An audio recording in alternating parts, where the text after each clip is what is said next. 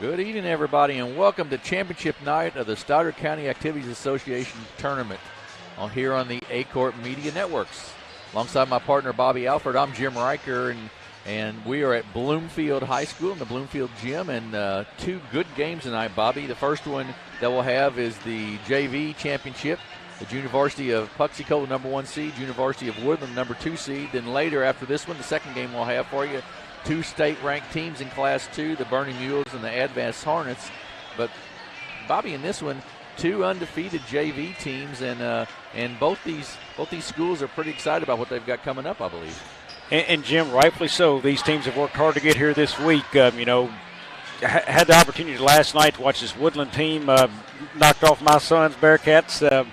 But they come out and shot the ball well from three last night. I believe it was Lane Lee, Braden Hastings, and number 12, Reed Layton. They shot it well from three. Inside, they were not as strong, and that's where they've got to be really good tonight is inside, because they have got some size facing them over here on the other side of the floor. And it all starts with Skylar Zimmerman. He's a big kid listed at 6'4".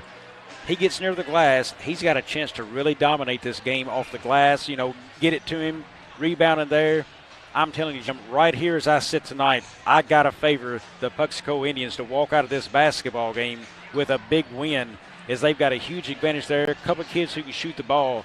Got to take control of it because Woodland will play strong defense on them. They're not afraid to get up on you. They'll foul some there. That's not their worry. But I just like the way that Puxico is going to be able to handle it on the inside game. I give my edge and my pick tonight, it's going Puxico's way.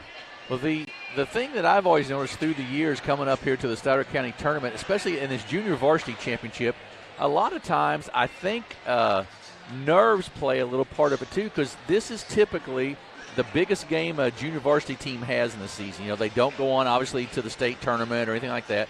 So this is the biggest game, and it's typically for most of these schools, for their junior varsities in particular, the biggest crowd they ever play in front of. So it seems like they always have to take a little while to get their feet set and get the nerves knocked off. And it does, and that type of game generally doesn't bother a big man underneath. He's still going to rebound. He's going to be so close to glass, put it in. What did we see in a Christmas tournament? We watched a heavily favored Bernie team walk in here and go ice cold from three. They couldn't hit the three like they needed to. It ultimately cost them the game when they couldn't knock down shots. Woodland's a three-point shooting team as a JV. You've got to keep those emotions under control. This big of a crowd, this moment, they need to come out and hit a couple shots early to get those kids into the game. It doesn't have to be a three. Come out and do some things well, get this crowd behind you. That's where Woodland needs to build off of strength tonight, I believe. Puxico got here by beating the Bernie JV on, I believe that was on Tuesday night, and then beat Bloomfield yesterday. Woodland got here with a win over Richland first night, and then over Dexter by 4, I believe, last night. In the third-place games today in the junior varsity, it was Dexter 42, Bloomfield 29, and in the varsity, it was Dexter 74, Puxico 48, so Dexter took both of those third-place games, and we are getting pretty close here to being said. I'm excited about. I think these are going to be two really good basketball games tonight. I'm excited about the opportunity to bring them to you here on Aycorp Media Networks. Do want to mention to you that we are sponsored tonight by the Mayer Law Firm. If you find yourself in need of legal representation, Dustin Mayer and Sawyer Smith are ready to help you at the Mayer Law Firm. So they'll be joining us tonight. We have. See where that foul went on, and that will be on Seth Abernathy, his first, and, of course, team foul number 1. Free throw up and good by Skylar Zimmerman, the 6'4" freshman for the Indians. So we mentioned both these teams are undefeated. Haven't played, obviously, each other yet this season, so they haven't seen each other. Second free throw rims out, no good. Tipped, taken down, though, by the Cardinals. It's interesting. Puxico is in a zone right here, so that does favor three-point shooting for Woodland. Also, Woodland needs to set screens and get backdoor cuts on these guys. Layton with it inside. Nice pass up to Abernathy. No good. Rebound, though, back to the Cardinals. Outside, long jumper for 3. Short, no good, but he'll be fouled. That'll be Reed Layton with the three-pointer. He got fouled. And that foul will go on Thomas Birch, his first, team foul number 1. And I believe that will be 3 free throws for Mr. Layton. 1-0, just underway here Puxico with the lead. Free throw, no good. And once again, just a little bit of nerves there, not making the free throws. Just a little thing out of whack early in the ball game. Second one there is a good one. Jim, he shot that with the wrong hand and still made it. He did. You're exactly right. You are exactly right. The old lefty look. I'm a lefty myself, but it always looks funny on a basketball court. No good. Rebound taken down by the Indians. Mitchell with it. Now gets it back. Puxico in a 1-3-1, I believe. Tries to drive inside. On the floor, the foul will be called, and that will go on Brandon Hastings, his first. Now that's the deal, Jim. As a JV player, here's where you're learning the game. That guard hesitated. He hesitated and hesitated again. He's got to learn to move in front, take the charge, or take that lane away. Ball's loose on the floor, finally picked up by the Cardinals. 4 people around him for Puxico, and you got to figure one of them's going to draw a foul there, and they did. A hold. Sorry for the pause. I was wanting to see if the kid okay. scored and you needed to call it. That's all right. That's all right. But yeah, if he sees the hesitation there, somebody's got to slide in, fill that gap. Don't let him have another clean look because you drew a foul because of bad footwork. Nice screen set there, then kicked out to Hastings. Jim, exactly what I was talking about. Woodland needs that. Nice inside to Abernathy, up and good. Good inlet pass, very patient there, and they get the basket, and Woodland leads 3-1. Well, you beat a zone not by dribbling, by passing. Zimmerman high off the glass, up and good. Nice move by the freshman. Puck's going a 1-2-1-1 full court press. Woodland gets across the timeline. That's Layton with it. He's going to go to the basket. Nice move, up and good by Reed Layton. 5-3 Woodland. Quickly on the floor, Puxico. Up, shot is good by Birch, and he will go to the line to shoot one as he was bumped as he drove down the lane. Woodland's got to run the floor and get back right there. The big man in the middle there, he's got to run the floor. Nice job of Puxico, offensively, of running the floor there. We're tied at 5. Birch's free throw, short, no good. Rebound by Abernathy. Kicks it out to Layton. Layton, the left-hander, comes down the floor with it. Cuts across, goes up, high off the glass, no good. Rebound, kick quickly, Puxico back down the floor with it. Mitchell with it, double team, now kicks it off. Tied up, loose on the floor. Still loose, we're going to have a jump ball. And it will belong to, I believe, the Indians. A couple substitutes in the ball game. For the Indians, Cason Long comes in. Abernathy checks out, and Trey Cook checks in for the Cardinals. Zimmerman with the catch. Who thought about the long three, doesn't take it back into Zimmerman. Missed a chance to go inside. Ball's loose on the floor. We'll have another jump here, and it will go to Woodland this time. They're not, the Puxico right there, not really looking for their shot. They had a 15-footer and passed it up to kick it back out right there, it seemed like. Pass it up and not really getting the big man on the block like I thought. Maybe more of a high-low offense, but if you got that size, you got to use it. Lee with it up top. Kicks it off to Layton. Back out to Lee. Look back door, it wasn't there. Puxico with a nice job of extending their 2-3 defense, forcing Woodland outside. A steal, quickly down the floor. Powell up and no good, but he'll be fouled and go to the line to shoot 2. Jim, last possession for Woodland. Way too much dribbling, not enough passing. You're playing a zone. That zone can move with the dribble very easy. They've got to start passing that basketball more, especially to the high post. Timeout here for Woodland. We'll take a quick one as well, a 30-second one, and we'll be back in 30 seconds here on the Aycorp Media Networks.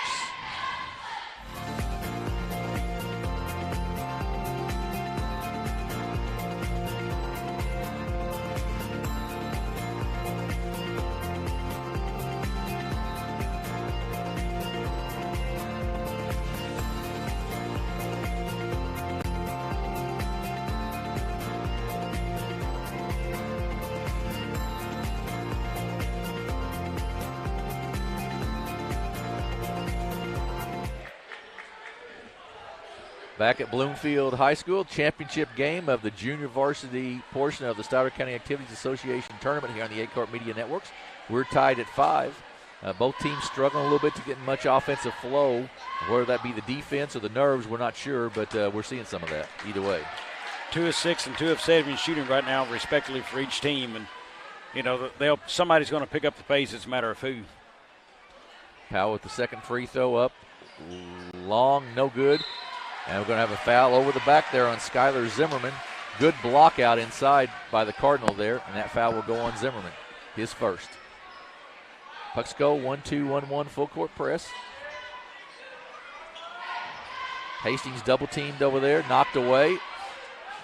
Gets it. We're going to have a timeout by Woodland once again because you got in that coffin corner. That's just a bad place to be over there, Bobby. Bad place to be, and now look where you're taking a basketball out. In that corner, if I'm an offensive coach, now you've got the length of the floor, but still that's a very dangerous place to be taking a basketball out and trying to inbound here. Yeah, it really is, and Puxico did exactly what they wanted by getting him over there in that corner and double team, and they put Skylar Zimmerman, the 6'4" kid, down there, so you're not going to throw over the top of him. You're going to have to step through somehow, it seems like.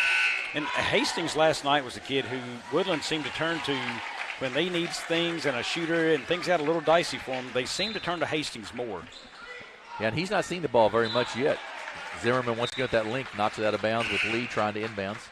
Hasn't seen it much. He's a kid who he needs to touch the basketball. You know, when he gets going, his energy builds. He needs touches, and he hasn't had many tonight. And there's Hastings with the basketball, kicks it off to Lee, still in the backcourt. They get it across the timeline now. Long pass, a little too much there for Reed Layton, and it's a turnover on the Cardinals. We're tied at 5. Puxico brings it down. Inside, Skylar Zimmerman, jump shot no good. Rebound taken down by the Cardinal. They kick it out to Lee. Layton for 3 from the left corner, off the mark, no good. Gets his own rebound though. Kicks it back out, top of the circle, 3, off the mark, no good. Long rebound taken down by Powell. Quickly on the floor, Jaden Mitchell with 2, and it's 7-5 Puxico. Somebody's got to be back on the shot. Most likely the three-point shooter for Woodland. He was an easy basket, Puxico. Nice back tip by the Indians, and it's a steal, and then they get fouled. Good back tip there defensively. That foul will go on Lane Lee. That's his first team foul, number 5 already on the Woodland Cardinal, and we're still got 2:47 to go in the first period. And Jim, another 6'3" kid. Looks like Trevor Fortner just checked in from Puxico. I mean, they just keep bringing size at him. Big size in. Fortner has it there. Gets it inside to Zimmerman. Shot blocked, but going to be a foul called. And that was a really nice high-low setup that Puxico had right there. Nice high-low. Zimmerman brought that ball all the way to his knees. A 6'4" kid become about a 2'4" kid right there. He cannot do that. If he's going to play at the varsity level he has this year, and he'll continue his high school career, he can't bring that ball that low. He's got to catch high, release high. You let all your point guards into the game all of a sudden when you're a big man, don't you, when you get it that low? Smallest guy on Woodland's team can guard him there. Zimmerman makes the first free throw. Second one up and off the mark, no good. Rebound ripped down by Trey Cook. Lee gets it to Layton. To Cook in the lane, jump shot up off the mark, no good. Rebound taken down by Long. Quickly ahead to Mitchell. Mitchell with the left-handed dribble. Gives it back to Long. A little outside, looking to try to get it inside, but Woodland with some good defense there out top. Then knocked away by Hastings out of bounds, will belong to the Indians. Interesting to see how Woodland fights that size. Mitchell, top of the circle, 3 off the mark and no good. Rebound by Londaway. He gets it out to Layton, behind the back dribble, gives it back to Londaway. He loses it. Going to be thought it might be a walk, no call. Long 3 there by Braden Hastings. You were talking about getting involved in the game, and he ties it at 8. First three-pointer hit by Puxico, or Woodland rather, than this game. 1 for 5 from behind the arc. Robinson with it up top. Kicks it across the Long. Has to pull it back out as he's cut off there by Hastings. Puxico tries to get inside, does get inside to Zimmerman. He goes up off the glass, no good. Tipped Fortner, though, pulls it down. No good. Tipped once again, and we're going to have a push that time, I believe, on Kale Londaway, and we'll send Zimmerman the line to shoot a 1-and-1. Jim, that's the second possession again. He brought that basketball really low. I mean, he is stalling his shot, letting the defense kind of get where they can have a chance to even block his shot or to contend with it. He is killing his own chances right here to score baskets right underneath the basket. Londaway's second foul, so Lane Whitener comes in the ball game for the Cardinals. Zimmerman makes the free throw.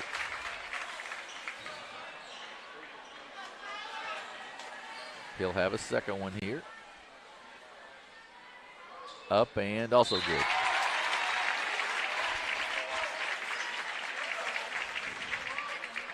Puxico, Woodland inbounds. Layton gets it. Left-handed dribble down. Gets it knocked away, but gets it back to Hastings from the left corner for three. Long, no good. Long rebound, run down by Puxico. That's Powell with the basketball. He gets it ahead to Powell. Long's jumper in the lane, off the mark, no good. Tipped, but run down by Whitener. He kicks it across. Oh, bad pass, but taken down there by Lee. To Layton, back out to Lee. Oh, he thought about the three, doesn't take it now to Hastings. Playing around the perimeter right now, 41 seconds to go in the quarter. Layton with it, tipped, but Lee comes away with it, kicks it back to Layton. Give it to him in the post. Yeah, you're exactly right. Layton to Hastings, three from the corner, good. Or just take the three, Jim. That's exactly right. Woodland leads 11-10.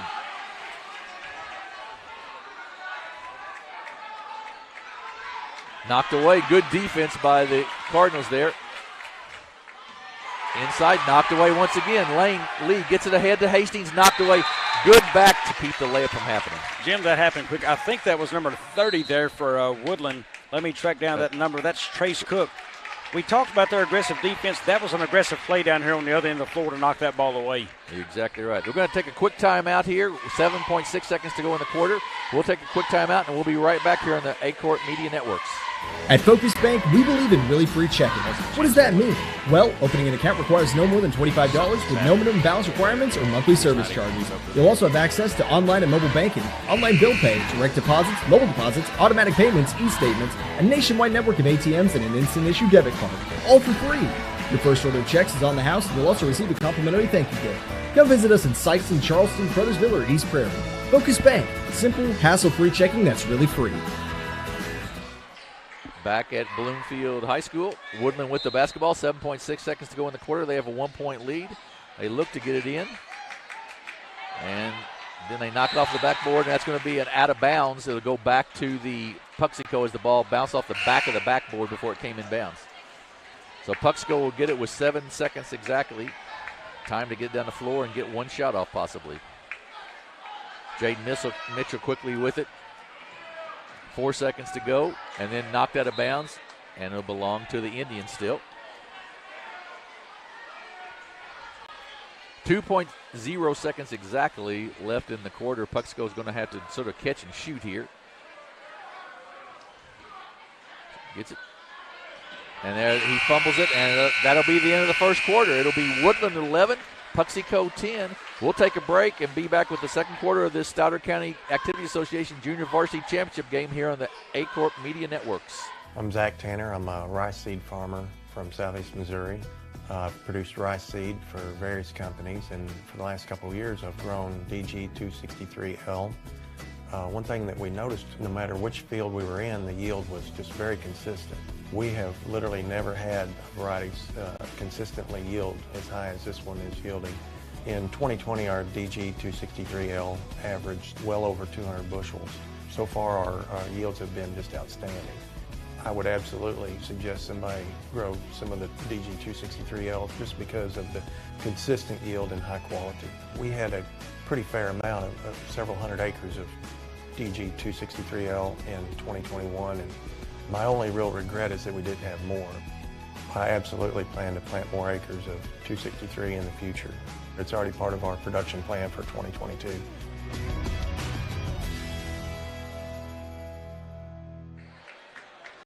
Back at Bloomfield High School, Puxico with the basketball, trailing by 1 as we start the second quarter. Quick hands there by Layton of the Cardinal, knocks it out of bounds. Puxico will get it back. Jim, right now, Woodland is very fortunate to be in this game. While neither team is shooting it well, there are 14 boards right now by Puxico. 8 of those offensive rebounds by Puxico right now. They are absolutely slaughtering Woodland on the boards. We thought the size would make that difference. Woodland's either got to find one of two things. They got to hit shots so the rebounds don't happen, or they've got to get somebody under that goal to grab a board for them. Lane Lee gets it blocked out of bounds by Ben Jones, and we'll go back to the Cardinal. Yeah, neither team shooting, as you mentioned very well. Puxico 3 of 14, Woodland 4 of 13, so neither team shooting it real well. Inbounds, Lane Whitener, no good. Rebound taken down by Jones. He kicks it out to Mitchell. They come up quickly to the floor. Mitchell gets it inside. Little floater up and good by Ben Jones. Got the block on one end and the rebound, and then gets the basket there. 12-11, Puxico with the lead. Full court pressure giving Woodland a little trouble. Whitener, bad pass taken away by the Indians. Head to Powell. He kicks it back out to Mitchell. Mitchell tries to get in, knocked away by Lane Whitener, out of bounds, will belong to the Indians. Abernathy checks back in for the Cardinal, as does Londaway, who has 2 fouls. 7 fouls already, so Puxico shooting free throws the rest of the half. Shot no good by Henderson, but that size of Puxico, big tip, and then a rebound by Layton. How about that tip, Jim? That was beautiful basketball right there. It sure was. I think that was Ben Jones on that. Yeah, really nice play. Jarrett Powell picks up a reach-in foul, the 4th on the Indians.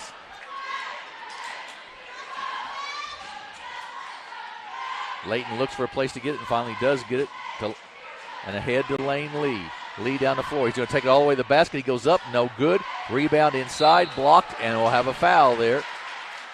I believe that will send Londaway, to the line. Cale Londaway to the line to shoot a 2-shot foul. Foul went on Ben Jones, his first, team foul number 5 on the Indians. Free throw up and good. We're tied at 12. Woodland 2 of 4 from the line. Puxico 4 of 9 already. 9 opportunities, Bobby, and once again, size plays a big part in that. Abernathy with a nice rebound there, offensive board. Kicks it out to Layton. Layton pulls it up. Goes cross court. Lee for 3, short, no good. Rebound, Londaway. Great pass to Abernathy, up and good. You know, we said either find somebody to get the boards or score, and he did both. He got a board and scored for him. Exactly right. Really nice job there. Great pass by Londaway. Birch with it up top for the Indians. Loses control of it. Lee gets it. Gets it ahead to Hastings. Hastings for the layup, up and good. I believe that's 8 now in the game. It says 5, but I believe he hit 2 threes earlier in the game, hadn't he, Jim? I think he's had 1 3 maybe. Just one. Won't sweater that, but long 3 by Birch. Boy, nothing but net. Thomas Birch, the 6'2" sophomore, with a pretty 3, and it's 16-15. Both teams starting to find their legs a little bit here. Hastings drives the basket up and good. Brandon Hastings really playing a nice ball game so far.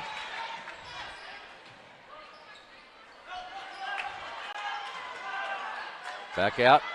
Once again, a 3 for Birch, up and good. He's found that spot out there he likes. We're tied at 18. Lee gets double teamed, bad spot. Does a nice job of dribbling out of it, though, and gives it off to Londaway. Layton up off the glass, no good. Rebound, Londaway up, no good. Beautiful job, Londaway. I like how he did that there. Foul going to be called there. Rebound by Skylar Zimmerman. And then a foul, and it'll send Zimmerman to the line to shoot free throws. Jim, 2 possessions drove. Now, the foul happened in the push. 2 possessions in a row, I see Zimmerman swinging elbows side to side. I don't want to say slinging yet, but kind of moving them side to side. Right. He's got to be very careful there. I mean, if you catch one in the head, I'm thinking that is a double technical right there. If you get a guy with an elbow in the head, if you're swinging elbows like that off a rebound. Two technicals and you're gone. So. Two technicals and you're gone. So you've got to be careful of that. That's something you want to teach a kid at a young age. Look, you can't do that with the elbows, even though you've got the rebound and trying to get people away from you. That's not the way you clear the rebound. Zimmerman makes both free throws. He's got 10, I believe, on the evening. And he's also got 6 rebounds already, having a nice night. And if he's not perfect from the line, he's dang near it. I mean, he's really been good there. You're exactly right. Oh, nice job. Hastings finding Abernathy underneath, and we're tied at 20. Braden Hastings with a nice assist. Abernathy with the finish. Robeson with it, kicks it out. Birch has already made 2 threes. Off the mark this time. Hastings with the rebound. Gets the head to Layton. Inside to Abernathy. Good catch, and that'll be an over the back on Zimmerman. That's going to be a second. He may go to the bench here. Fortner checks in for the – he sure does. Fortner checks in for the Indians. 10 of Puxico's 20 points and 6 of their 15 rebounds just went to the bench. That's a big loss. That is a big loss. Now, they've still got other big kids on the floor, but, boy, that's a big one. Layton with the basketball. Nice move. Gets open. Up shot. No good. Rebound taken down by Birch. Gets it ahead to Parsley, who's in the ball game. Cross court to Long. Long, nice move down the lane. Up, no good on the shot, though. Then off of Layton out of bounds. It belonged to Woodland.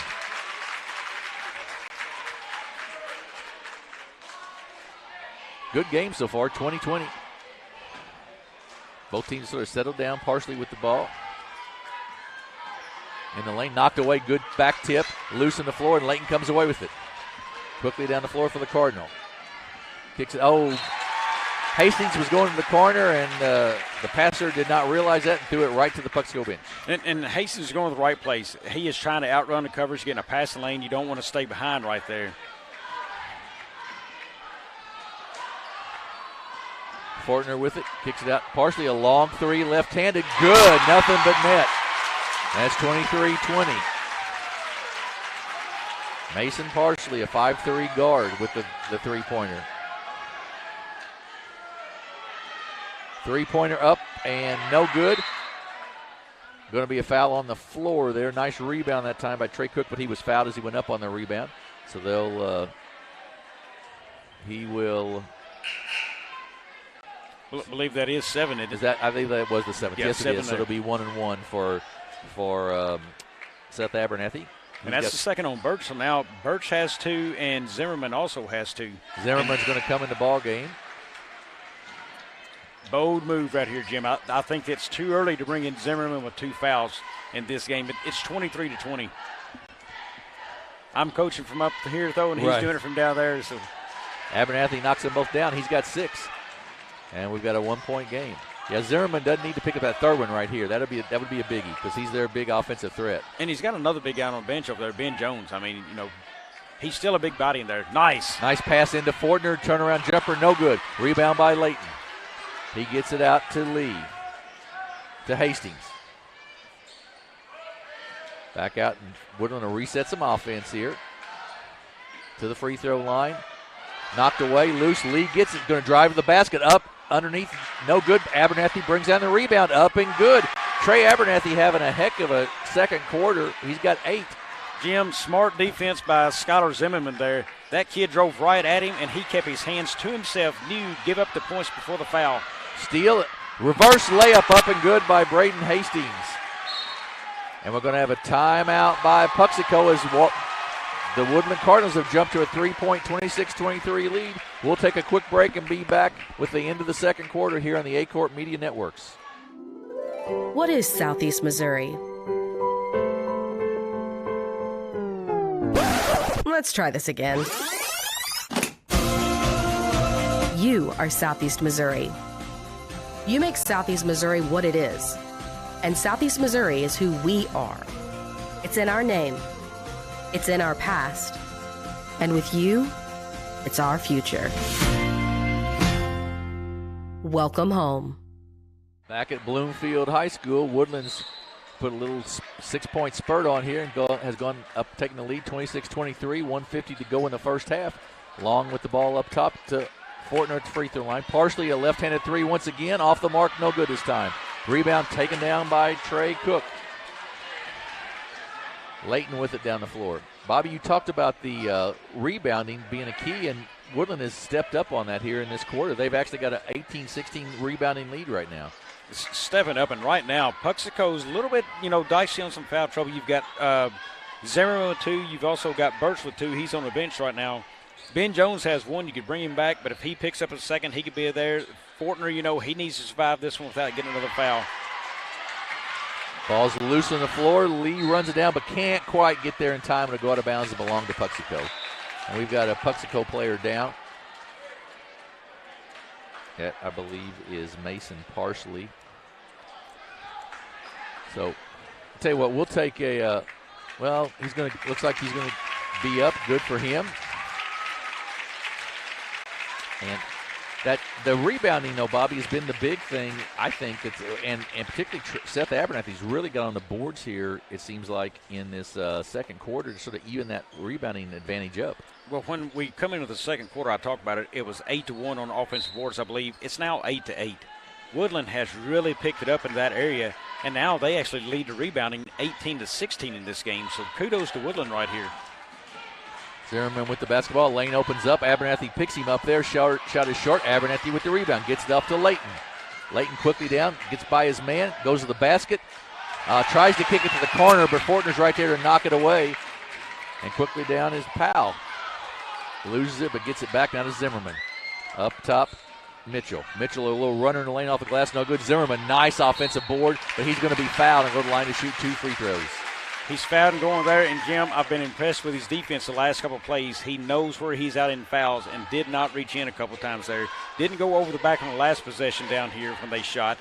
Coming back to the other end of the floor, didn't foul again. Smart basketball by him right now. And that's a tough thing for a freshman sometimes, too, to do those kind of things. Yes, it is. Ben Jones checks back in for the Indians. 36.6 seconds go before the half. Zimmerman made the first. Short rebound by Hastings. They come across the timeline with it. They put it on the floor. Gets the 2-3 zone of Puxico to Layton. Lee for 3. Good. Lane Lee for 3. His 6th point of the night. 16 seconds go. Mitchell drives in. It's taken away. And then going to have a jump ball, and it will belong to the Cardinals. I've been impressed with the way Woodland has picked up the defensive effort, too. They really have here in the second quarter, it feels like. The energy is more so with them right now. Yes, I would agree. Londaway checks in. Cook checks out for the Woodland. And how about my guy Zimmerman right there? Right in on that jump ball again. And with 2 fouls, that's a tough play. That is a tough play. Hastings gets it to Layton. Layton will take a 3. It's going to be long, no good. Abernathy, though, is going to be called for a push, I believe, inside. And that will send Puxico to the line to shoot 2 free throws here with 4.5 seconds to go in the quarter. You couldn't draw it up any better for Puxico, could you? You No. haven't got to go the length of the court now for a chance to score. Exactly right. And you've got probably your best free throw shooter in Zimmerman at the free throw line. Definitely very comfortable there tonight. Yes, he is. Yes, he is. Skylar Zimmerman has 11 points, 8 rebounds so far in the ball game. Almost a double-double here in the first half. Free throw up and good.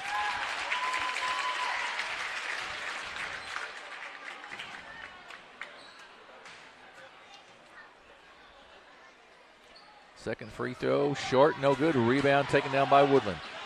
Layton with it, long at half court. Shot no good at the buzzer, so we will go to halftime with the score Woodland 29 and Puxico 25. We'll take a break and we'll come back with, we're going to have a special guest. We're going to have Sawyer Smith, I believe, from the Mayor Law Office come in and visit with us for a few minutes. And we'll be back with that after this break here on the Aycorp Media Networks. Growing cotton in the Mid-South is hard work. As a farmer, you make tough decisions every day. Choosing a cotton variety shouldn't be one of them. Next-gen brand varieties from Americot are bred specifically for cotton growers like you.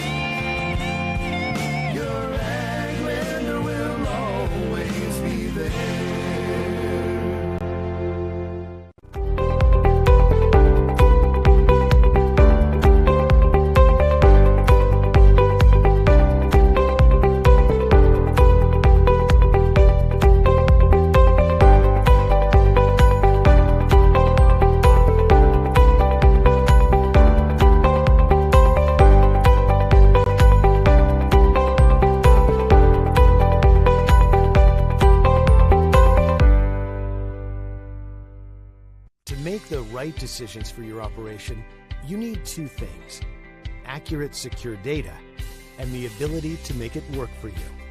Introducing AFS Connect Advanced Farming Systems from Case IH.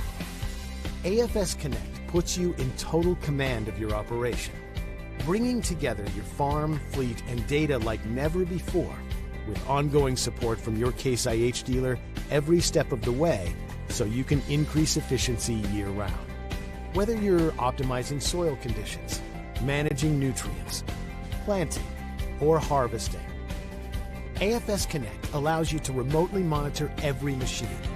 You'll have access to location, diagnostics, fuel, and engine data, giving you the information you need to make the right decisions for your operation. Now that's rethinking productivity.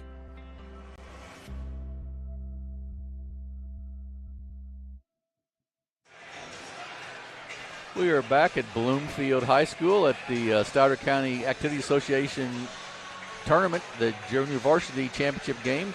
Woodland leads 29-25. We're joined by Sawyer Smith from Mayer Law Firm, who's sponsoring tonight's game. And Sawyer, been a really entertaining first half here with two undefeated teams, really good teams, but they've put on a good effort so far, haven't they? You bet. You can tell both teams really want to win this one and turn the scoring on in the second quarter quite a bit. Yeah, they really did. We were very impressed with Woodland, even though they were a little bit undersized. They did a nice job of figuring out how to get on their boards and everything. But I know we appreciate the fact that you and Dustin with Mayer Law Firm, Dustin Mayer with Mayer Law Firm, sponsored the game tonight and sponsor the high school activities. Tell us a little bit about what the firm does and about your community involvement and all those types of things. Absolutely. Well, it's a real pleasure to work with Dustin. He's got a lot of great experience, and I've really enjoyed working with him at the office. It's a general practice law firm. We do a little bit of everything from family law and estate planning, personal injury cases, civil litigation. But my main focus, and Dustin does a lot of this too, is criminal law, representing clients. And we do that really all over the southeast Missouri region. So it's been great, like I say, working there almost 2 years now, and law practice is good. Well, I can attest to the fact because Dustin, before you came on, Dustin did some work personally for my wife and I on a house contract, and did a great job. Everything went so smoothly and everything. But I know you're not just it's not just a law firm. You guys also are very involved in different things in the community. Tell us a little bit about some of the things both you and Dustin are involved in. Well, for me, I'm involved with our Stoddard County Farm Bureau. I come from an agricultural background. I really care about our farmers, so I like to be involved with them. I'm also on the board of directors for the Stars and Stripes here. Okay. Same thing. Our veterans are great, and I love to do what I can to help them out. And those are two things I'm involved with. Dustin and I both, as you know, Jim, have been involved with First Baptist Church for a long time, growing up there, attending church in Dexter. Lisa, my wife, and I, we also attend Liberty Hill Church in Aid. Okay. So it's good to be involved with church, and supporting Stoddard County athletics is great here at the Stoddard County tournament, and of course I always pull for the Bearcats, but sure, I understand that. Once a Bearcat, always a Bearcat. That's right. But anything, I don't know what the right word would be, anything new, anything big coming up with the firm? Or I know, of course, you've also got, because we didn't really mention it, but you also got the title company, which is a sort of a different set of that, but also very, very involved in that as well, right? Dustin made a great business move starting or purchasing the title company, and he leads that. And I actually don't do too much on the title side of things, but it is neat to have an ag background and somewhat try to facilitate good land purchases or anything. Recommend the title company. They do great work, good staff, and great experienced people there. So what made you all determine to sponsor these broadcasts? I mean, we really, with the Aycorp Media Group, we really appreciate all that support. But what made you guys decide that this was an important thing to sponsor? Well, truly, Jim, that's more of a Dustin thing too. He's the he's the mayor, so Right. I'm proud to work for him. I won't speak for him, but I know that he has a good relationship with you all and appreciates the opportunity to sponsor. So. Well, and it's also, I'm sure, nice. I mean, it's a really way to be able to showcase some of our high schools around the area, which is that's our future. These kids out there right now, the players, the cheerleaders, everything are our future, and I know you guys both are very high on that. You bet. I grew up in Stoddard County here in Dexter and went to high school. Just Dustin did too, and it's good to. It's kind of interesting to look back and see where we were 10, 15 years ago, however many years ago, and see new people coming through with parents that we knew and definitely support them all and wish everybody well. So. Well, Sawyer, we really, with the Aycorp Media Group, like I said, we really appreciate your support of all of this, and like I said, I highly recommend the law firm. It's a great law firm. Two guys of very high integrity, and we really appreciate you coming up and visiting with us tonight. Thank you, Jim. It's good to speak with you tonight. All right, thanks so much. We'll be back in just a couple minutes here with the second half of this game here on the Aycorp Media Group. If you are needing legal representation, contact Mayor Law Office today. As a former Missouri Assistant Attorney General and former Assistant Prosecutor in Pemiscot County, Dustin Mayer will put his trial experience to work for you. Mayor Law Office is proud to announce the addition of Sawyer Smith as an Associate Attorney upon completion of the bar. Whether your legal needs are personal injury, criminal defense, workers' compensation, estate planning, or family law, Dustin and Sawyer are your tried and trusted local attorneys. Please call 624-7876 to schedule an appointment or visit mayorlawoffice.com.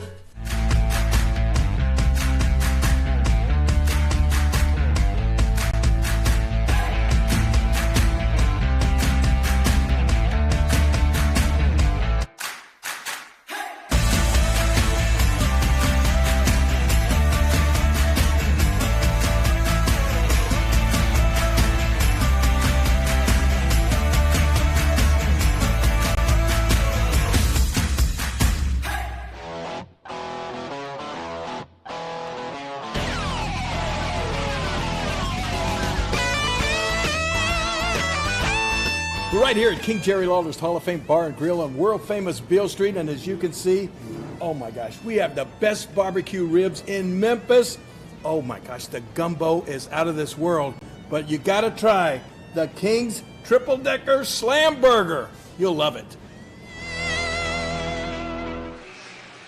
Back at Bloomfield High School, the Stoddard County Activity Association Junior Varsity Championship game. Woodland leads 29-25 here at the half. Bobby, we were talking while we were off the air. They're just some interesting stats, really. Well, really, for Puxico, the main guy has been Skylar Zimmerman all night. But, you know, he's sitting there at 12 points. I believe he had 8 offensive boards, what we said maybe. I think that's right. The improvement where he can steal this game right here. He is shooting 22% from the floor right now. Big man, connect off the glass. But I want to talk about another guy from Woodland real quick. His name is Mr. Lindwey here. K.O. Lindwey has 6 rebounds, 4 offensive boards, I believe, for Woodland right now. Only 6 points in the game, but those 4 boards right there coming in the second quarter was huge for this group, and it's got them ahead before. Shot's no good. Rebound taken down by Abernathy. He kicks it off to Hastings for Woodland to the lead. Contested shot there for Zimmerman, but you got to knock it down. And then Lane Lee on cue knocks it down, and it's 32-25. That's 6 or 9, I believe, for Lee. Long three, all up and good for Thomas Birch. He has proved he can shoot the 3. That's 3 threes for him. Hastings with it. Down the floor, we're going to have an offensive foul. Yep, they're going to call a foul on Londaway there, I think. So they threw a little bit of a hip out there as they were coming down the floor to try to set a screen and got the foul called, and that's his 4th. Now, if you're an offensive player, that guard has got to dribble to you on the screen. If he doesn't, you can't lean out. They're going to get you every time on that. Now, would you get Londaway out of the game? That's his 4th foul. I think at this point you've got to, because you got to lead. You know, if the game turns ugly, then you look at it a little differently, and he's going to pick up another there. He keeps pushing. Up top, kick it back to Birch. He's going to drive to the basket. Bumped. That's Zimmerman, though. Man. Zimmerman shot up off the mark, no good. The rebound by Londaway, and kicks it off to Hastings. Londaway had 2 opportunities to pick up his 5th foul there, Jim. Londaway at the free throw line. Head fake and going to call for a walk. Sure did. He traveled, stutter step just a little bit. He'll come out of the ball game, I believe, and Trey Cook will come in for the Cardinal. Just underway in the third quarter.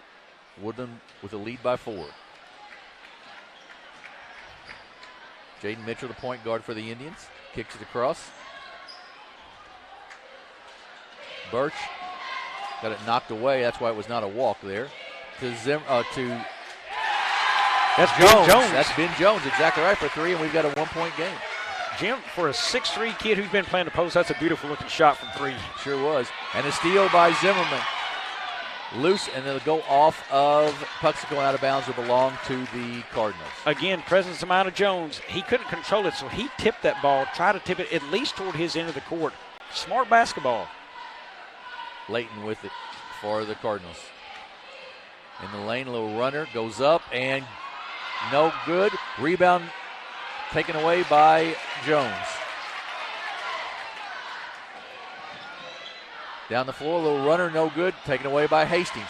Hastings 2-on-1 for the Cardinals, up and good. Braden Hastings with 2. He's got 14. Near steal, but Birch gets it and then knocked away. He picks it back up, though. And then we're going to have a jump ball.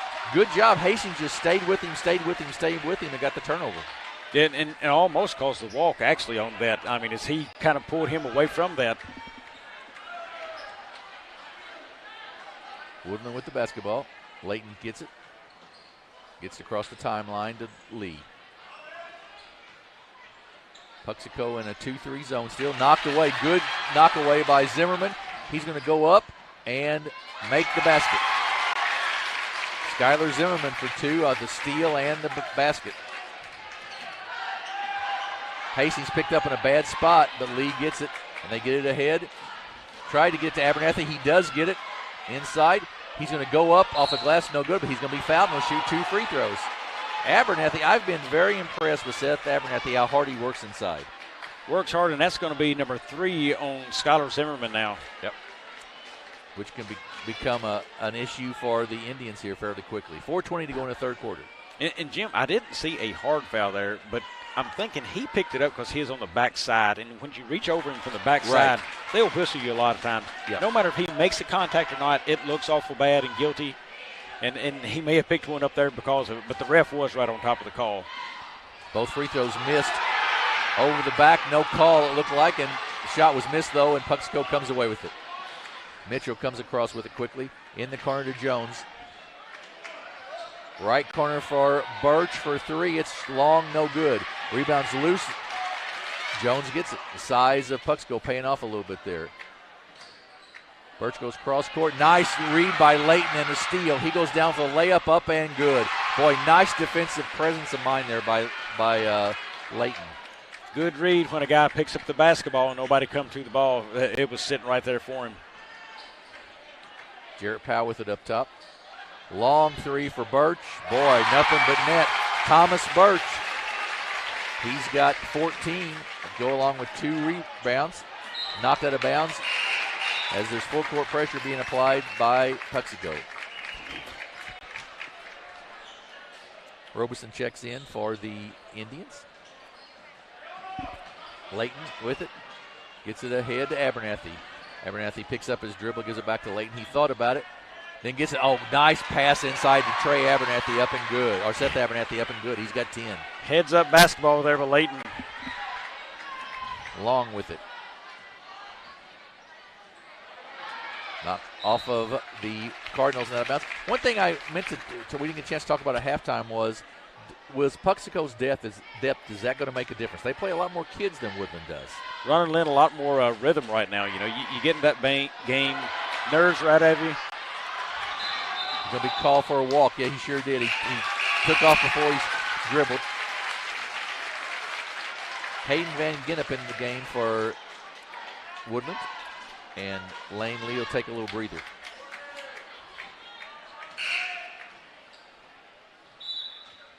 Inadvertent horn there, so Puxico will take it back out.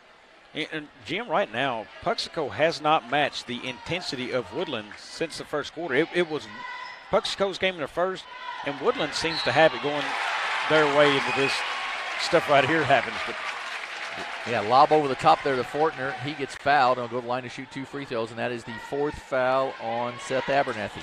So Abernathy and Londoy both with 4 fouls, and that, once again, is where that height comes into play for Puxico, I think. Yeah, and at this point for Puxico, just keep feeding the rock down low. Right. Trevor Fortner with the free throw, up and good. He's got a bunch of kids on the bench over there, but several of them hadn't played for a reason because that's his best post. You just keep feeding it. Go right at him. Lane Whitener checked in for Puxico replacing Seth Abernathy. Or for Woodland, excuse me. Fortner makes both, and we're tied at 38.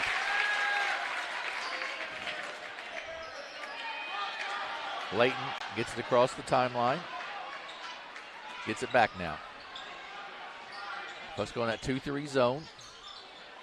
Inside, pretty good pass inside. Didn't jump shot up, no good, but he'll be fouled. That will be Trey Cook. He'll be fouled and go to the line to shoot 2 free throws.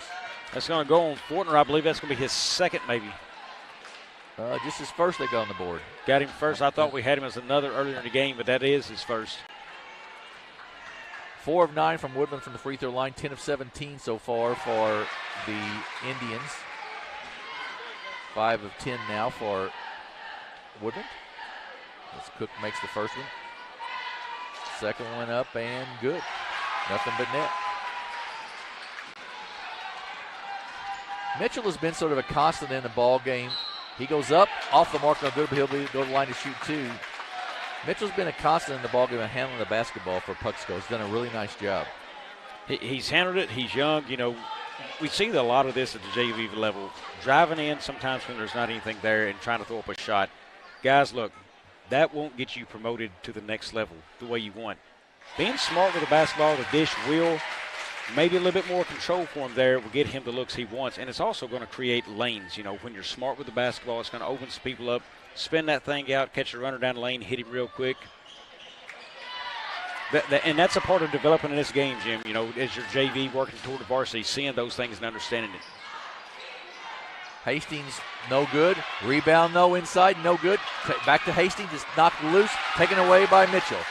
Quickly down the floor for the Indians. He's going to drive in the lane, and that was pretty good defense that time. It'll be out of bounds, and it'll belong to the Cardinals. Good defense that time interiorly, as just sort of what you mentioned there. Mitchell probably didn't have anything. Probably should have taken it back out right then. Yeah, go back, and hopefully they'll get a chance to watch this broadcast, and he'll hear it. See what we're talking about. Don't drive into the teeth of that defense. Back that thing out, reset your offense like a point guard needs to.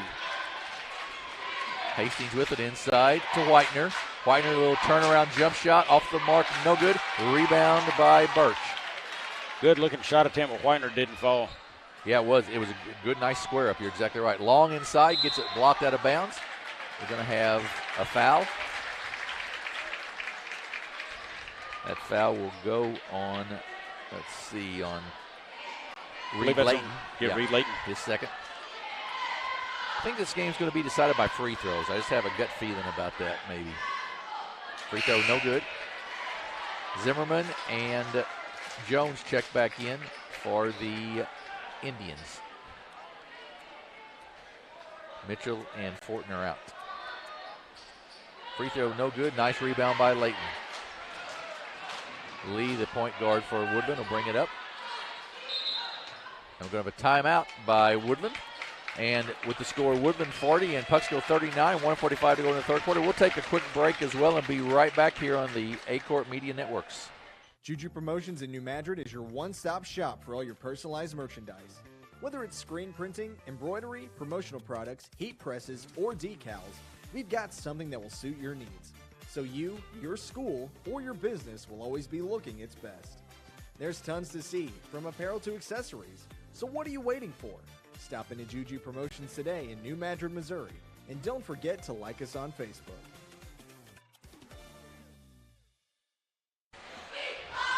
This shot was seen he couldn't make one player game, Birch. Yeah, I know.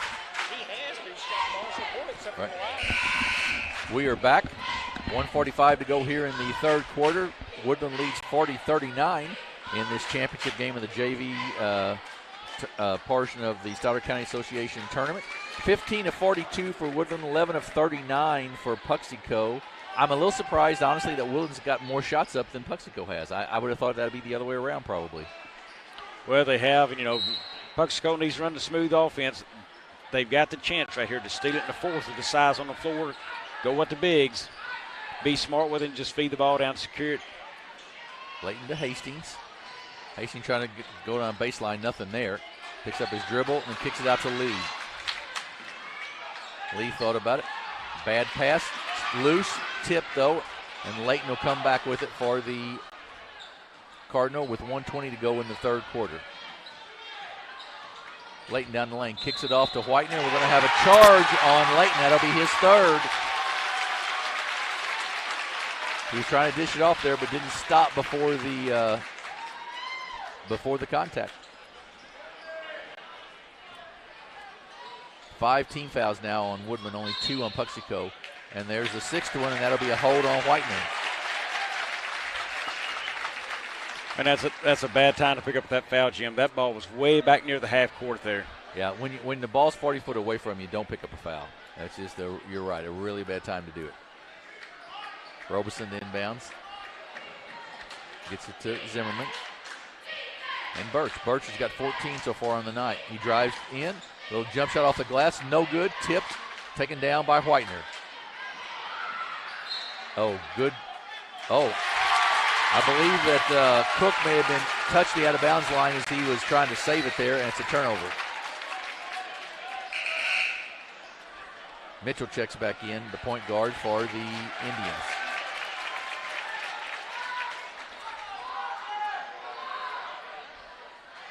Oh, nice play. Zimmerman, he just tips it right back to the inbounder Mitchell, and they get the 2. Really nice, pretty play right there they had set up. Every kid on the floor for Woodland turned toward the basketball and Zimmerman. Yes. I mean, that was a really well-designed play by Coach Fernetti. Foul went on Mitchell, his second. Hastings again. Hastings once again up and good. Hastings with 16, leading scorer in the ball game. And he gets a steal. Comes away with it. 32 seconds to go in the quarter. And that's going to be a foul on Mitchell, and that's going to be his third, I believe, for the Indians.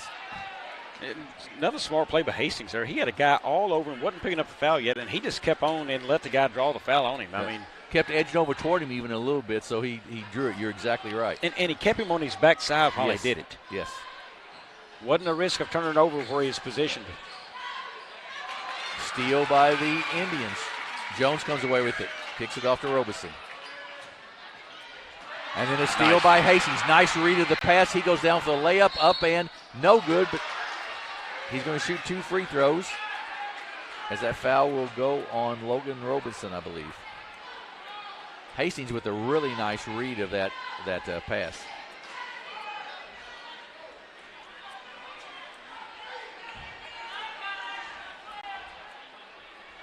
Hastings' free throw is good. Hits the front and bounces in. We will be picking the next gen player of the game late in the fourth quarter of this ball game. Still certainly up in the air as who that's going to be. Hastings' free throw, good. A couple of nice candidates vying for it, though, Jim. I mean, there's some kids playing some good basketball right now, both sides. 8 of 13 free throw shooting for Woodland, 11 of 21 for Puxico. 3-point Woodland lead as we're finishing up the quarter here. Mitchell behind the back, goes into the lane, gets it blocked. Hastings comes away with it. 4 seconds to go, 2 seconds to go.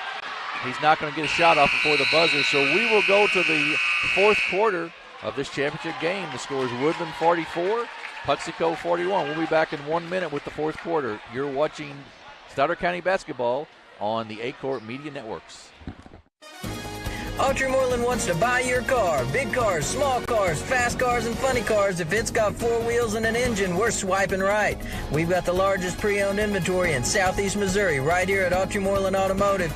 Even if Moreland's not on the back of your car, we're still interested. There's never been a better time to make a change. Come to one of our 5 Autry Moreland locations in Dexter or in Sykeston, Missouri, and let us help you turn what you have into what you want.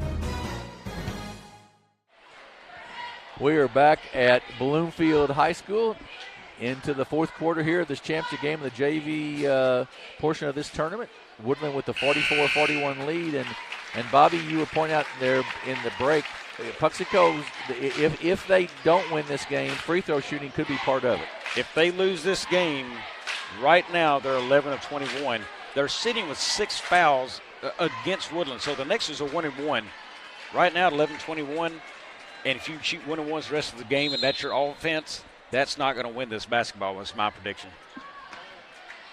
They've got to be better there. Only 12 of 42 from the field. Long three, up off the mark, no good. Loose on the floor, still loose. And Hastings comes away with it, looks down the floor to Lane. He goes up for the layup, up and good. Hastings with a great look down the floor for the assist right there. I think Hastings pronounces Fighting pretty well right now, Jim, because he is playing the part. He really is. Ben Jones for three, makes it a 2-point game. The big man from the corner. And then a steal, but a reach-in foul there, and they're going to get that on Thomas Birch, I believe.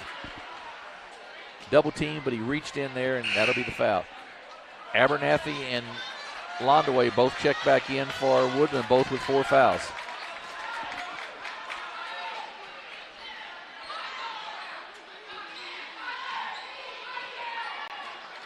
Puxico's gone to a little bit of a man-to-man defense, I believe. That's going to help these dribblers right here. A guy like this, there you go. Hastings look at right down the lane, a little floater in the lane. It's good. It's going to be a blocking call, and that will go on Skylar Zimmerman. So once they go to the man-to-man, last night I watched Hastings. He likes to get the ball in his hands, dribble, try to get around people. It opened the door right there. And guess what? Puxico hasn't seen it yet. This is their first look at him doing that this game, and he went right at the big man in that lane. Fourth one on Zimmerman. Braden Hastings with 20 points. And Zimmerman's going to check out, and Tayson Long will check in for the Indians. That's 14 points and 10 rebounds that just went to the bench. Mitchell with it against the full court press of Woodland. They get it across. Nice pass inside. They kick it out to Birch, left side. Good ball movement up and off the mark, no good. Hastings with the rebound for it. And ahead to Lane Lee. He goes up for the layup, up again. They're beating him down the floor every time right now, Bobby. Somebody's responsible. 2 people beat him down the floor, Jim. 2. Yeah. Somebody's responsible for those guys. You're exactly right. I just want to mention to you, upcoming on the Aycorp Media Networks this week, or next week. Next week's a busy week for Aycorp Media. On Tuesday evening, we'll bring you the action from Dexter as the Bearcats welcome the Sykeston Bulldogs to the Bearcat Event Center. Then on Saturday, we'll be in Charleston to bring you all the action from the Charleston sixth-man shootout. There'll be 8 games featuring some of the best teams from Southeast Missouri taking on teams from around the state and 1 team from Southern Illinois. Hope to see you there. All the action will come to you right here on the Aycorp Media Networks and the YHC TV YouTube channel. So, Jim, in the Dexter game, I'll have a big comment about a rumor that's been floating around Dexter, and we'll address one of those rumors. And I'll have the privilege of calling some of those games over at Charleston. I can't wait to see some of that basketball. Yeah, I'm going to be taking a little vacation. I'm looking forward to vacation, but I do hate missing that Charleston 6-man shootout because there are some really, really good teams over there. So, folks, you want to watch next week because there's going to be some good games. Yeah, Thayer's there, New Madrid, Charleston. I think Cape Central's playing in this. Really, really exciting basketball next Saturday. Can't wait. Mitchell with the ball for the Indians. Kicks it off to Jones, cross court to Powell. He'll put up a 3 from the corner. It's long, no good. But Jones with the rebound, up and good. Big fourth so far by Ben Jones. Lee gets it ahead to Hastings. Probably where they'd like to have the ball right now if you're Woodland with 5 minutes left. Inside, a great pass to Abernathy, up and good. Great look against the zone. His court vision has been amazing this game. It really has. It really has. 7-point lead for the Cardinals. Powell drives down the lane. He goes up. It's no good. Rebound up, and there'll be a foul. That's number 5. Yep. On Abernathy, I believe, right? That is Abernathy. Yep. That is. Oh, now they've got to just. No, there's 5, yeah, on the board. So that'll be 5 on Trey Abernathy. He'll be done for the evening. Abernathy ended up with 12 points, 2 rebounds. That's a big inside presence for them to lose. Birch's free throw, good. Big inside presence. We only have him for 2 rebounds, so only 2 rebounds. Yeah, he scored well inside. That's not the worst one. You got Lindaway down there. He's got 9 rebounds. That's the one they don't need to lose. Second free throw rolls in. Now, it is 12 points, but they've got a guy right here with the basketball who can score. Hastings picks up his dribble in a bad spot, gets it back, though, and then still knocked away. Powell with it, and finally gets it off to Long. Long drives on the baseline. Little jumper, fade away, no good. No foul called there, luckily for Londaway. Left side to Birch for 3 from that corner that he likes. It's good. Birch with 19, and it's 53-51. Lee's going to take it all the way and is going to get fouled by Birch. Here's where Birch is not liking that. He felt like he had all ball, but he took a big hack at that. When you take swings, guys, it looks bad to the official. It looks like there's going to be more contact there than there maybe is. And probably with Jones in there already at 6'3", there wasn't a real need for that because Jones was going to put up a good defensive front in front of him. So And Birch is bigger. He doesn't need to swing down on that basketball. Just let it come up out of his hands and knock it away. Lee's free throw's a little short. I'm telling you, Jim, as a defensive player, the quickest way to draw a foul down low on the basket is bring your hand down toward the shooter. You're exactly right. Lane Lee makes the second one. He's got 11 points, and it's a 3-point Woodland lead. Mitchell with it. Kicks it right side to Jones for 3 from the right side. Off the mark, no good. Rebound by Hastings. Picks up his dribble and gives it off to Layton. Reed Layton brings it across the timeline for the Cardinal.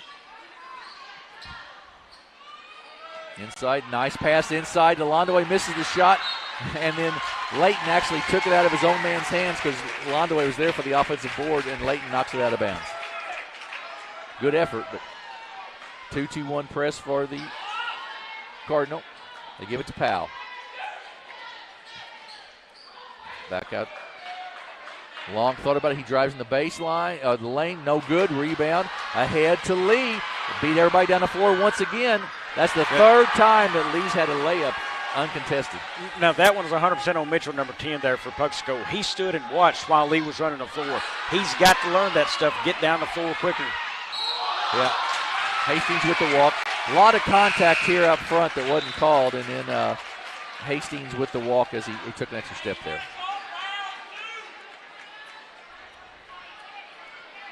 5-point lead for Woodland. 3:40 to go in this what's been a really entertaining junior varsity championship game. To Robeson up top.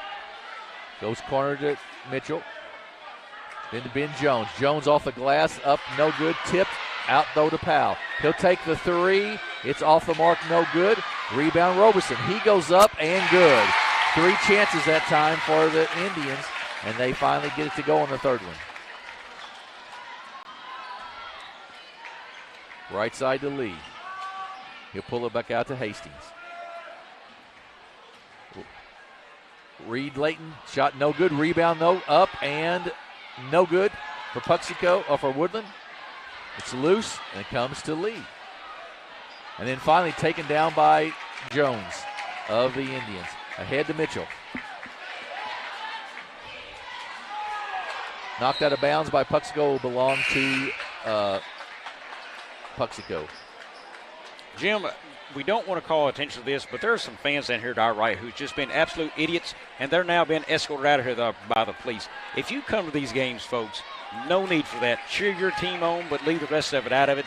They're getting what they need. They're gone. Yep, no excuse for it. I agree with you wholeheartedly. Loose in the floor, and it comes away to Woodland. Layton with it. Little out of control, but gets the basket to go, and it's a 5-point Woodland lead. Robeson with it. Picks up his dribble to Birch, to Powell, back to Birch, who's made a bunch of threes tonight. Get rid of it. There you go. Yep. Robeson. It's getting a little bit willy-nilly right now. Jones inside. Gets fouled, and that will be number 5 on, it's on Trey Cook, not on Londaway. Jim, where was that basketball when that guy tied him up? It was down low. It was at his waist. Exactly. Exactly right. I harp on it because I hope he gets to hear it. People tell him that, man, they really picked that up on air. You've got to keep that ball higher than these guys. Free throw is good. Or you can just get fouled and go to the line and hit free throws. Right. Zimmerman, I believe, 9 of 12 now from the free throw line. He's got 15 points. So he's 9 of 12. That's 10 now. He's hit 10 of their 15 free throws tonight. Right.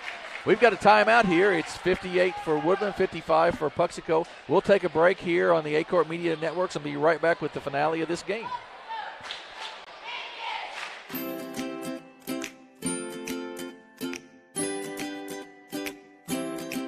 My name is Matt Tanner. I'm the president of First State Community Bank in Sykeston. Being part of a community-based bank for me is the top priority. We have our roots here. We provide jobs here. We give back to our school. We provide scholarships. That is of utmost importance to us besides taking care of our customers. And we have the resources of a large bank, but the ability to maintain a local presence and local decision-making, a local board is an absolute astounding thing in this day and age of banking. I am Matt Tanner. I am First State Community Bank.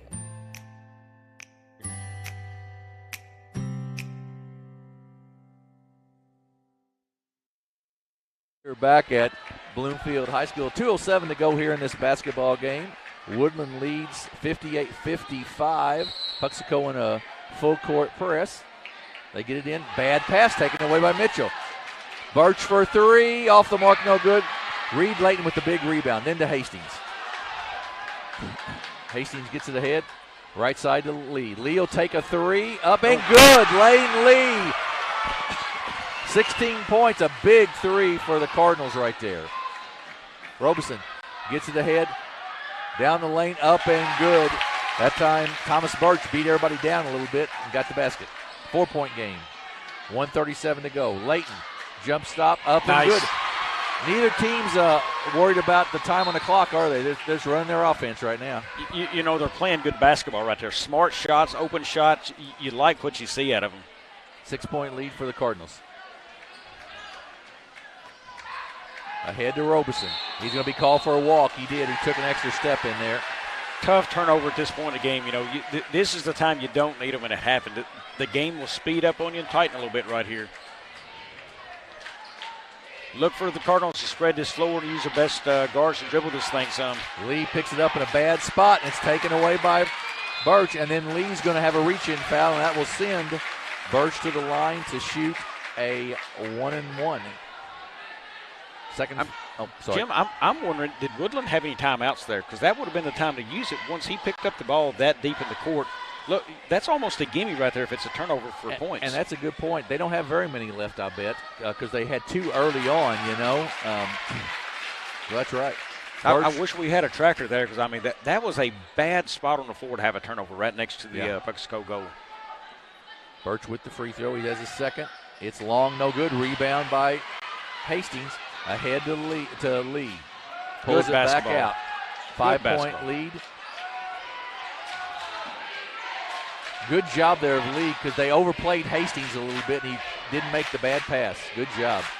Well, and he didn't try to force a shot. He brought it back out top. Man, there's a guy wide open down low. There was.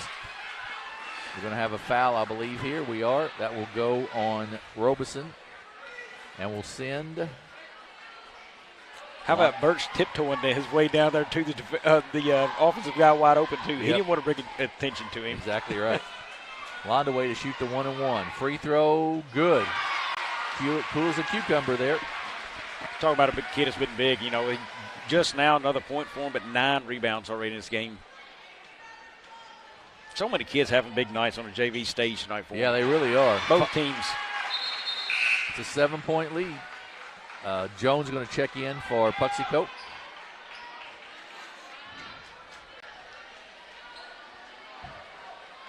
Seven-point game, 65-58. Birch drives down the lane. He goes up. He's going to be fouled. Go to the line to shoot 2.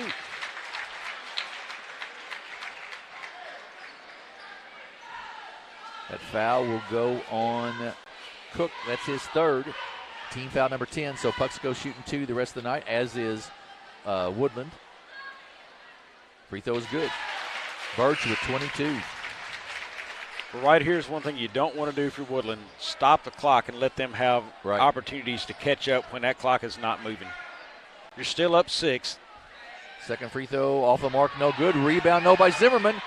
Big offensive rebound, misses the shot though, and he's going to be over the back, and I believe that will be 5 on Skylar and might finish his night if I remember correctly.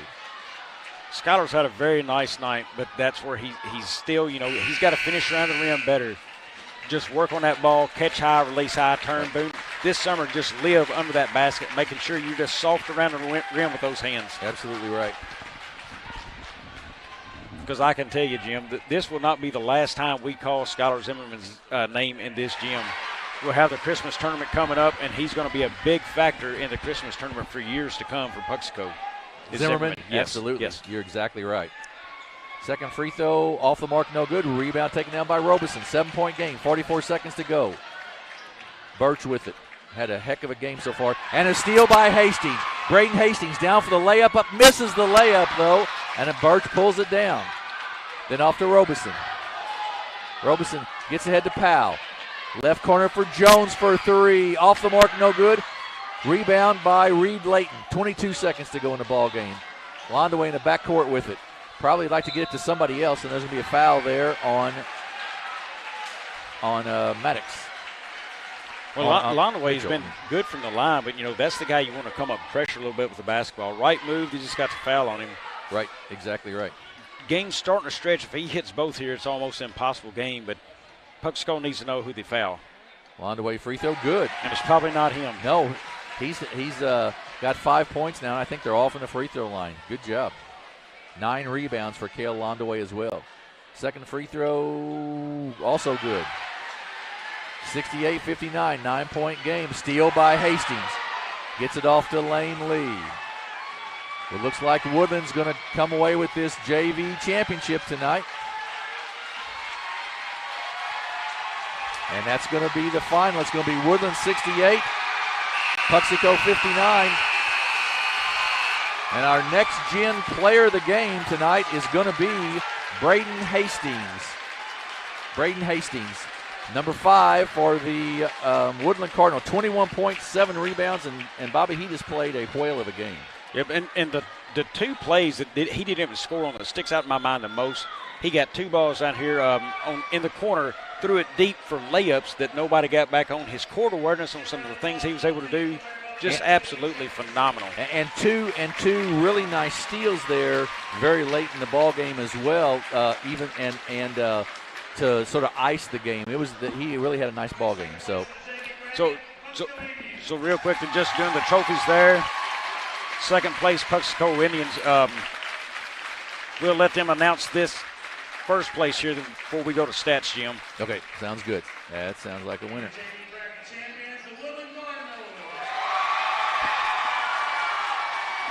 Nice win for the Woodland Cardinals, 68-59, and Woodland's got a lot of kids. They can really. I mean, the whole team played well, but Lane Lee, some nice hit a big 3 there late in the fourth quarter. Hastings, of course, our next gen player of the game with 21 points and a bunch of rebounds, 7 rebounds, I think. Leighton kid had a good game. Seth Abernathy had a game, and the kids you really like. Cale Londaway, 9 rebounds and hit some big free throws in that fourth quarter. Well, Jim, let me throw in another number real quick. Benz, we're looking at Woodland Stats. They were shooting around 34-35% the first half. Right. They finished this game at 44% shooting. The way they was able to increase their shots, and a lot of them are easy shots. What did they do from 3-pointers? They was 5 from 15. They didn't hit a bunch there. 5 of 15 from the game. I think they had 1 or 2 in the first half. Right. But they did it inside layups. Smart basketball. I think it was Hastings there. I mean, he had a big night in that second half. I believe he finished with 21. Right, he did. That's right. For Puxico, they shot 28% from the floor. That's not going to get it won on any level. And we talked about the free throws, 17 of 29. 10 of 14, Skylar Zimmerman. After that, they just could not find the consistency they needed from the line to help them win this game. It probably got to running away from them at that point right there. Right. Actually, in that game, points was 2 for Logan Robinson, 5 for Jaden Mitchell, 3 for Mason Parsley, 8 for Ben Jones, 23 in the game for Thomas Birds, 16 for Skylar Zimmerman, and 2 for Trevor Fortner. And let me see if I can go can we go back to the Woodland Stats real quick? Yeah, we'll get those numbers as well real quick. In the game, we had 16 points for Lane Lee. Boy, he turned it on in the second half, didn't he? 21 by Braden Hastings, followed by 9 Reed Layton, 4 by Trey Cook, 6 by Kel Landui, 12 by Seth Abernathy, and that will round it out. And they shot 15 of 22 from free throws. So difference in the game, you look at their free throw lines, how they shot the ball in the second half where Puxico couldn't. I mean, that was your ball game. That's exactly right. That's exactly right. So it's a 68-59 win for Woodland. They win the Junior Varsity Championship of the Stoddard County Association Tournament. And we've got we'll take about a 8 or so minute break here, and then we'll be back with what we think is going to be a barn burner in this championship game at the varsity level. Both teams ranked in the state, both teams with 1 loss on the season, I believe. It's the Bernie Mules, the number 1 seed, the Advanced Hornets, number 2 seed. We'll be back in just a few minutes with that ball game for you here on the Aycorp Media Networks.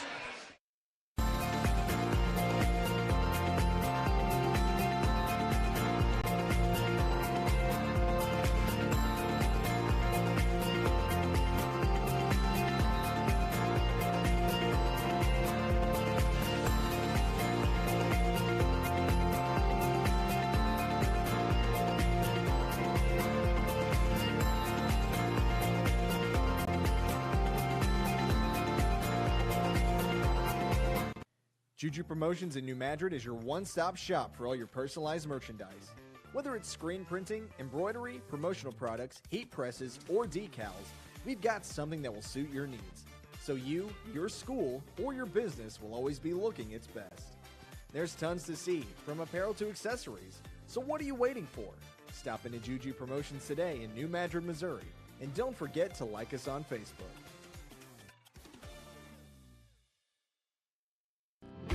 First State Community Bank has been named the #1 bank in Missouri by Forbes, and we think they might be onto something. When it comes to banking, we've always said that people should come first, and we hold true to that idea. Opening an account has never been easier. You can even do it online. We want our community to thrive, and that's why we put it in our name.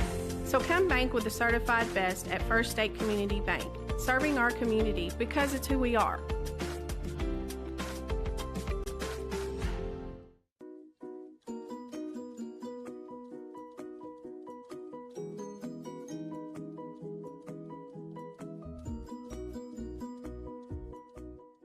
The team at Burns, Taylor, Heckmeyer, Green, and Edwards have been serving Southeast Missouri for nearly 40 years.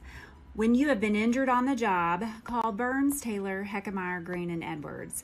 When you need someone to fight for your rights, call Burns, Taylor, Heckmeyer, Green, and Edwards. When you need dedicated, aggressive legal representation, choose local attorneys. Call Burns, Taylor, Heckmeyer, Green, and Edwards. I'm Zach Tanner. I'm a rice seed farmer from Southeast Missouri. I've produced rice seed for various companies, and for the last couple of years I've grown DG 263L. One thing that we noticed, no matter which field we were in, the yield was just very consistent. We have literally never had varieties consistently yield as high as this one is yielding. In 2020, our DG 263L averaged well over 200 bushels. So far, our yields have been just outstanding.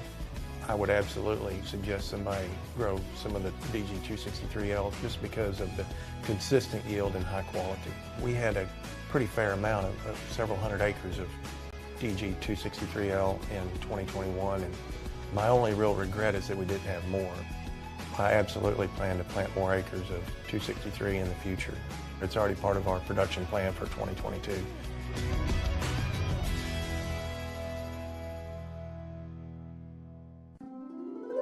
What is Southeast Missouri? Let's try this again. You are Southeast Missouri. You make Southeast Missouri what it is. And Southeast Missouri is who we are. It's in our name. It's in our past. And with you, it's our future. Welcome home. First State Bank and Trust is more than just products and services. We're there for you for your first paycheck, buying a home, opening a small business, starting a family, or planning to retire, and everything in between. We're the local bank you know and trust for all of your financial needs. Visit fsbtrust.com or stop by your local First State Bank and Trust to explore all of your financial options. Equal housing lender, member FDIC.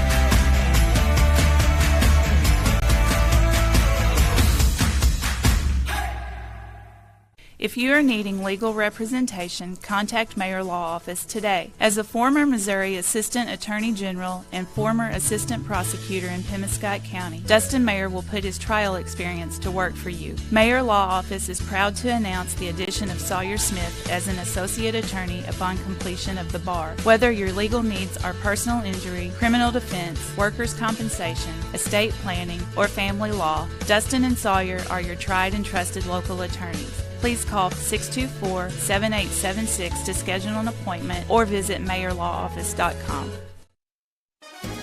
Audrey Moreland wants to buy your car. Big cars, small cars, fast cars, and funny cars. If it's got 4 wheels and an engine, we're swiping right. We've got the largest pre-owned inventory in Southeast Missouri right here at Audrey Moreland Automotive. Even if Moreland's not on the back of your car, we're still interested. There's never been a better time to make a change. Come to one of our 5 Audrey Moreland locations in Dexter or in Sikeston, Missouri, and let us help you turn what you have into what you want.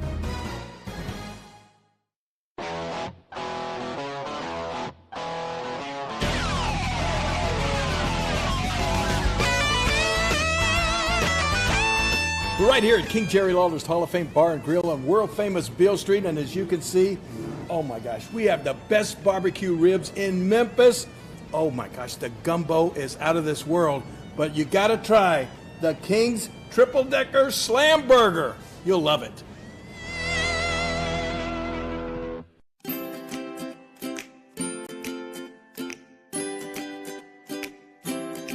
My name is Matt Tanner. I'm the president of First State Community Bank in Sikeston.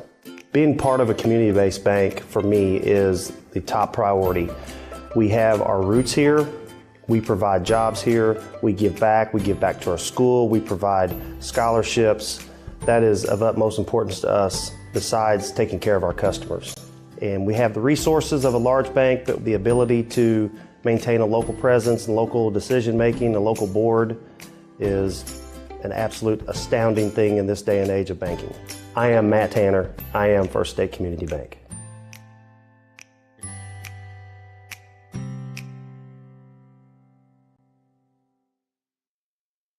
At Focus Bank, we believe in really free checking. What does that mean? Well, opening an account requires no more than $25 with no minimum balance requirements or monthly service charges. You'll also have access to online and mobile banking, online bill pay, direct deposits, mobile deposits, automatic payments, e-statements, a nationwide network of ATMs, and an instant issue debit card, all for free.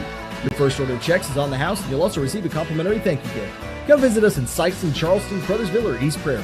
Focus Bank, simple, hassle-free checking that's really free. In a very short period of time, we've experienced amazing growth and success at Southeast Orthopedics and Sports Medicine.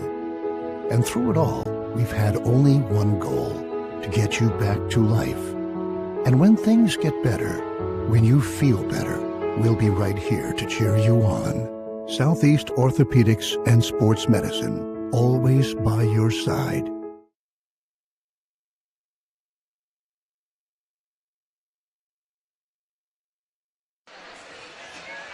Welcome back to Bloomfield High School, the site of the Stoddard County Activity Association tournament this year. This is our championship game in the Varsity Division. The Burning Mules, the number 1 seed, the Advanced Hornets, the number 2 seed.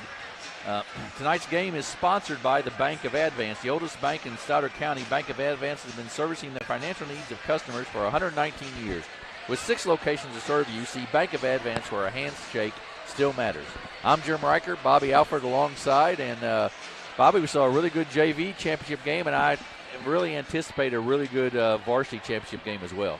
You know, everything on paper says this is going to be an even game, right? You know, you got a 12-2 Advance team and a 15-3 Bernie team. You look at the state ranks of all high school teams.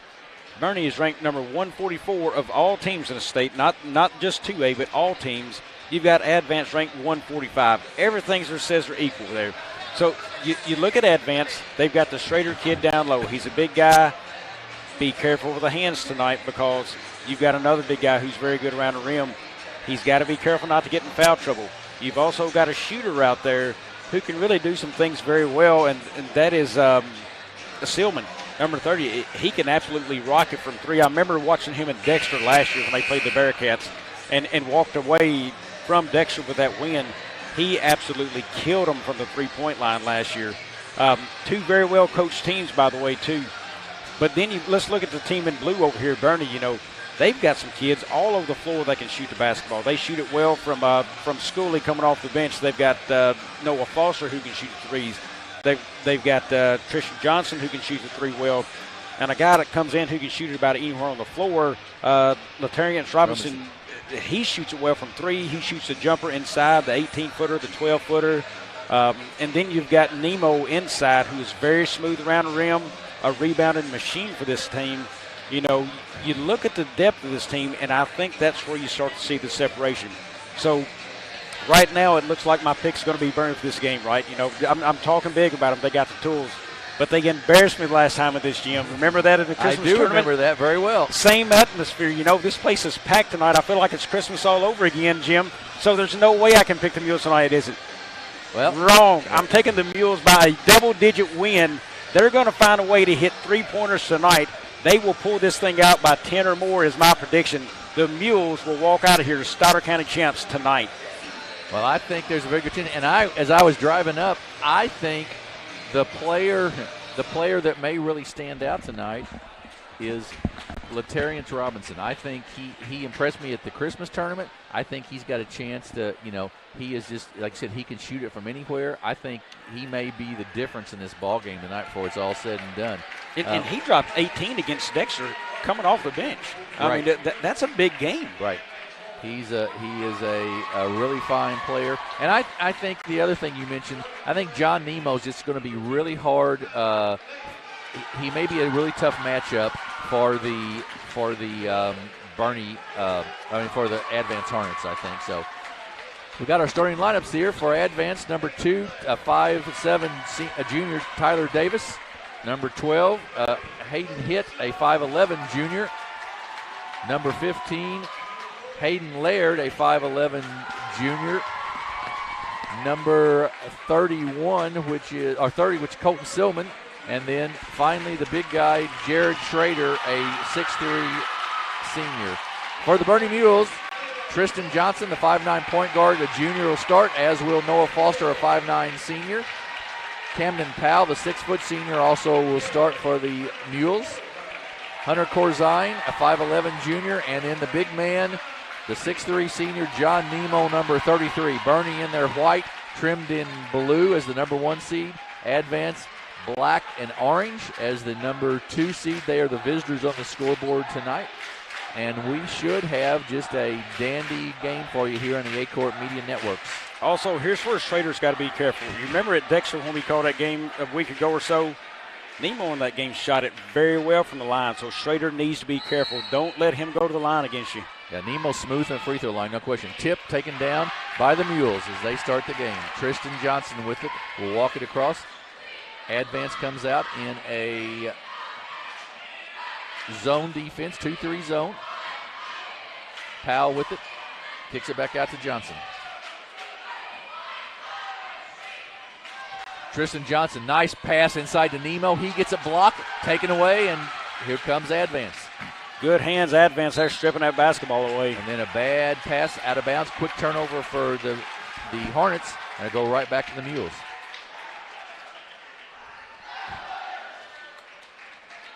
Tristan Johnson, just a really nice point guard for the Bernie Mules, the 5'9" junior.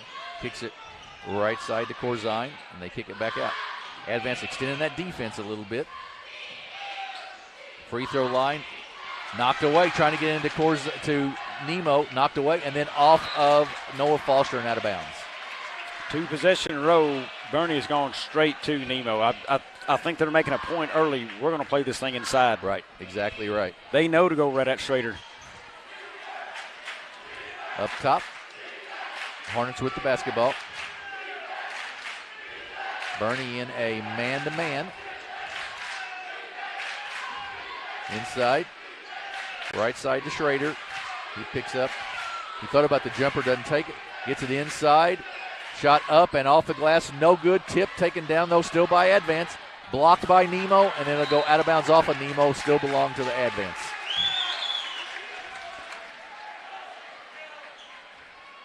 Hit will inbounds for the Hornets, or try to.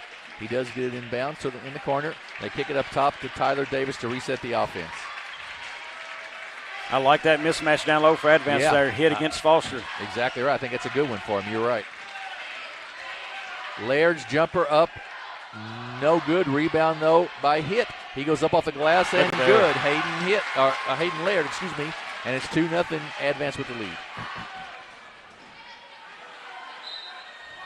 Foul there on Hit. Hayden Hit. He'll pick up his first, team foul number 1.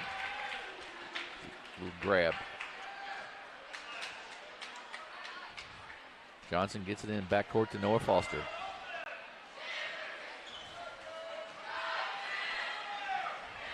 Left side to Johnson. Johnson drives down baseline. Nothing there. Then a steal by the Hornets. Quickly ahead. They get it hit. Nice job there. Noah Foster is going to pick up a foul. That was Colton Silman driving down. Got bumped and will be fouled and go to the line to shoot 2 free throws. Bernie sort of uncharacteristically not been very good with the basketball so far. Yeah, little wild, out of control right now. They will find their stride. Remember, I keep referring to it, but 2 weeks ago when we caught them at Dexter, they didn't hit their stride of the second half. They were actually losing that basketball game by 8, I believe, at the half. Second free throw, good. 2 for Colton Silman, and it's 4-0 Advance. Johnson puts it on the floor, drives into the baseline, kicks it out to Foster. Gives it back to Johnson.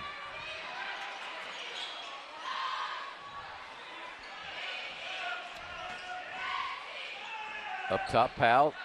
Corzine for 3. Off the board, no good. And we're going to have a foul inside, and that's going to go on Schrader, I believe, knocking Nemo to the ground. Jim, I'm not 100% sure that was as much as a foul as Nemo lost his balance and tripped up. Well, Schrader, he sewed it well. Right. Schrader thought so, I think, too, but Johnson to inbounds for the Mules. Gets it up top to Powell. Camden Powell kicks it off to Noah Foster. Foster drives in a baseline, and then off the hands of Camden Powell and out of bounds. Another turnover for the Mules. Well, Jim, poor start for the Mules, and I can't believe Jason Long has been this patient. I mean, he's usually not going to put up with a whole lot of sloppy plays. So. Yeah, I'm surprised we haven't seen a timeout or a couple substitutions already, one of the two. I agree. They're just daring Schrader to shoot it outside. He does take the 12-footer and knocks it down. Didn't take the 3, but got into the lane of the 12-footer, and it's 6-0 Advance. And here we come. Here from we Bernie. go. Exactly right. Schooley and Robinson set to check in for Bernie. Advance really defending well. Very tight defense. You know, I work in Advance where I hear some of those folks say, you know, how tight they will get up and play, and they are active. Nemo off the glass, good. Very patient there by John Nemo, worked and got the basket. Bernie still in their man-to-man defense. Ahead to Davis. He's guarded by Corzine. Then to Schrader. Once again, they're giving him the 3. Little spin move in the lane, up and good by Hayden Laird. He's got 4, and it's 8-2 Advance.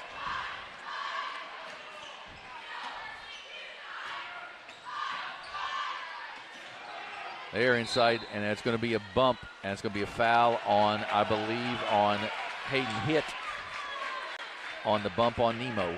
That's an excuse me bump. Yeah. that was a little weak. For a championship game, I hope that's not going to be the one we're going to see all night. It'll be a lot of free throws if that's the case. I agree. Jackson Limbaugh checks in for the Hornets. Left corner, wide open. They leave Foster, and shot's no good. And ahead quickly come Silman, gets it ahead to Schrader. He goes up off the glass, no good. Rebound there by Schooley. Head to Tristan Johnson. He's going to try to get in the lane, can't. Robinson, 3 up and off the mark, no good. Nemo tips it out to Schooley. That's too close for Schooley. He wants to step out to the three-point line, and he kicks it out to Johnson. Now Schooley right side for the 3, doesn't take it. Tristan Johnson open for 3, off the mark, no good. Save, good save there by Advance, and ahead to Silman. He goes up for the layup, up and misses the shot, no good. Rebound taken down ultimately by Tristan Johnson. Jim, I really think Robinson got away with one there. I agree with you. I absolutely agree with you. Johnson, nice spin move in the lane, up and good. Tough shot by Tristan Johnson. He gets 2, and it's 8-4. Cool as the other side of the pillow right there, Jim. Yep.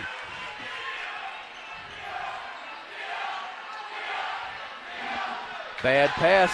Backcourt. Can Robinson get there first? He can, but he kicks it out of bounds. Yep, that's exactly right. Went off of Robinson out of bounds, will belong to back to the Hornets. 7 rebounds to 2 right now, Advance favor. 4 of them right now by Laird. Really not the names we thought we'd be calling so much in the rebounding department, is it? Schrader, 12-footer, no good. Rebound, Schooley. Gets it ahead to Foster. Foster quickly down, 2-on-2. Right side to Robinson. He'll put up the 3, off the mark, no good. Nemo with the rebound. Loses out of bounds off of Advance, will belong to the Mules. 2 of 7 so far shooting the ball for the Mules so far. Robinson once again for 3, off the mark again, and Schrader with the rebound. Laird brings it up for the Hornets. Inside to Schrader. Schrader, 12-foot turnaround, good. And boy, that was not a real easy shot right there. That's 4 for Jason Schrader, 10 for the Hornets. Tristan Johnson guarded up top there by Colton Silman. Foster drives all the way to baseline and kicks it to Schooley, left side for 3, off the mark, no good. Tipped, saved by the Hornets. Oh, but it's going to hit the baseline out of bounds and it'll belong back to the Mules. Great effort there, but couldn't quite save it. That was a big miss from Noah Foster. He had Nemo wide open under the basket on the block. Foster for 3, off the mark, no good. Ahead to Silman. Silman pulls it back out wisely. Good job there of not forcing something that wasn't there. Schrader with it. Going to go to the basket. He's going to go up off the glass, and good. 6 for Schrader. He took Nemo to the basket that time and gets it. It's 12-4.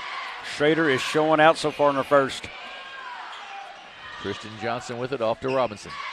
Schooley in the corner. And a steal. Another turnover.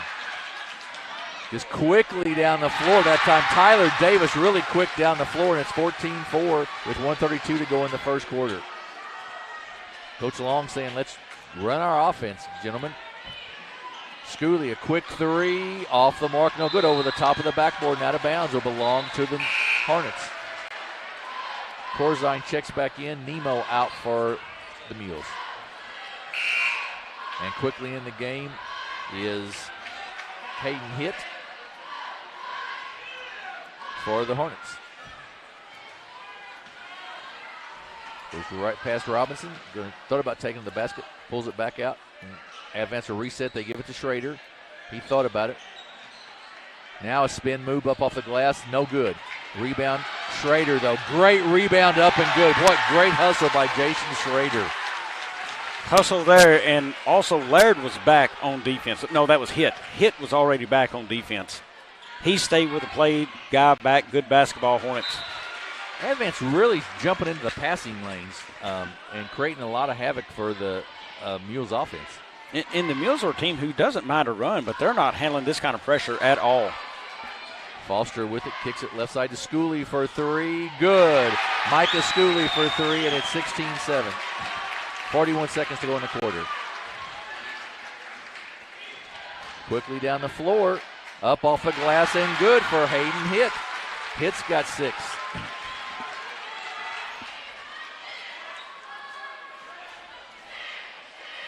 Tristan Johnson brings it up. 24 seconds to go in the quarter. Inside, Corzine back to Robinson for three, up and good. Latarius Robinson for three, 18-10. Beautiful stroke right there by Robinson. And then it knocked out of bounds. Good hustle there by, I believe that was Noah Foster, knocks it out of bounds. Camden Powell will check in for Latarius Robinson here with 7.3 seconds to go in the quarter. Big John Nemo checks back in as well. He'll replace Schooley. Jim, as you look up and down both sidelines and on the floor, the sneaker game is at a next level tonight, both of these teams.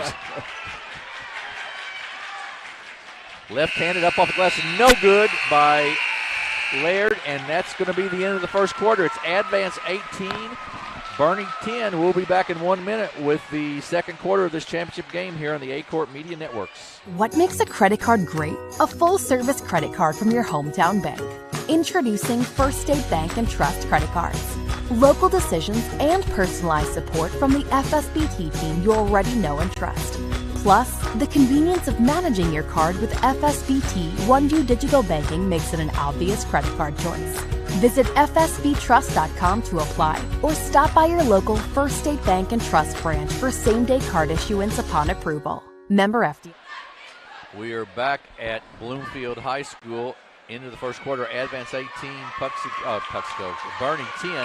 And, Bobby, you pointed out a stat there that we've seen at halftime. The rebounds is just a huge difference.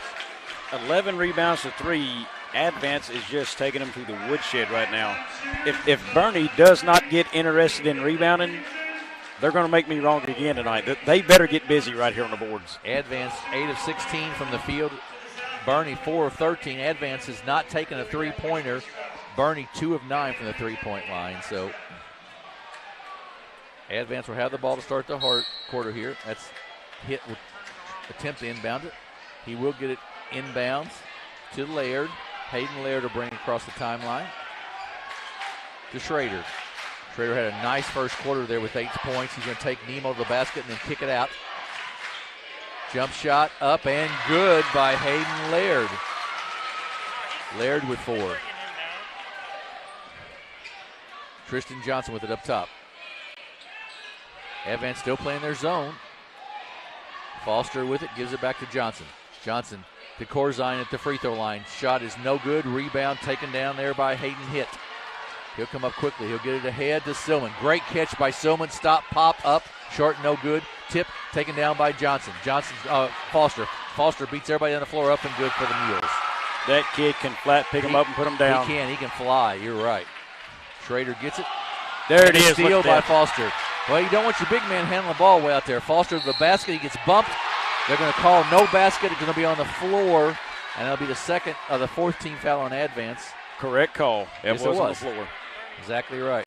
And that foul will go on Hitt, and that's his second. Team foul number 4.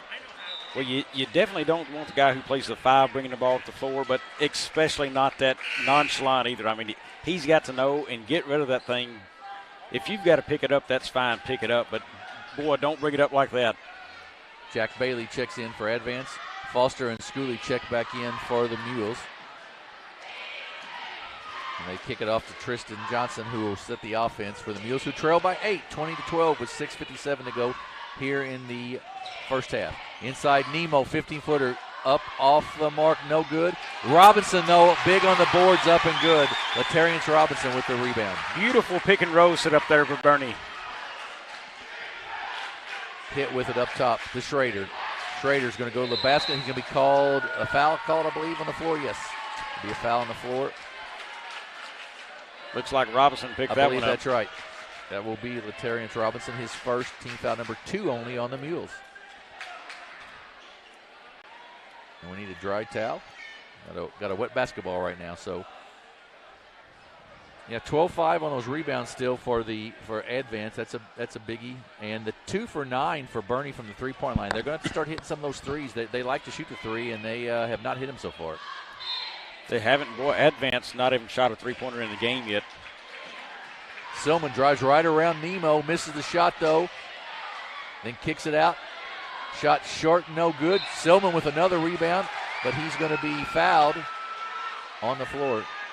And Coach Long is not happy with the blocking out, I would say. Well, 2 offensive rebounds that possession, and it wasn't even hard rebounds. Schrader catches the inbounds pass.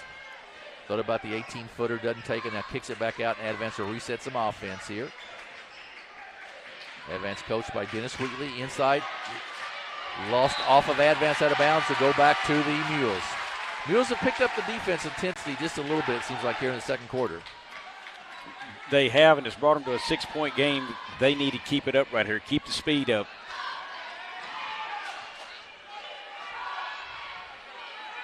Johnson brings it across the timeline.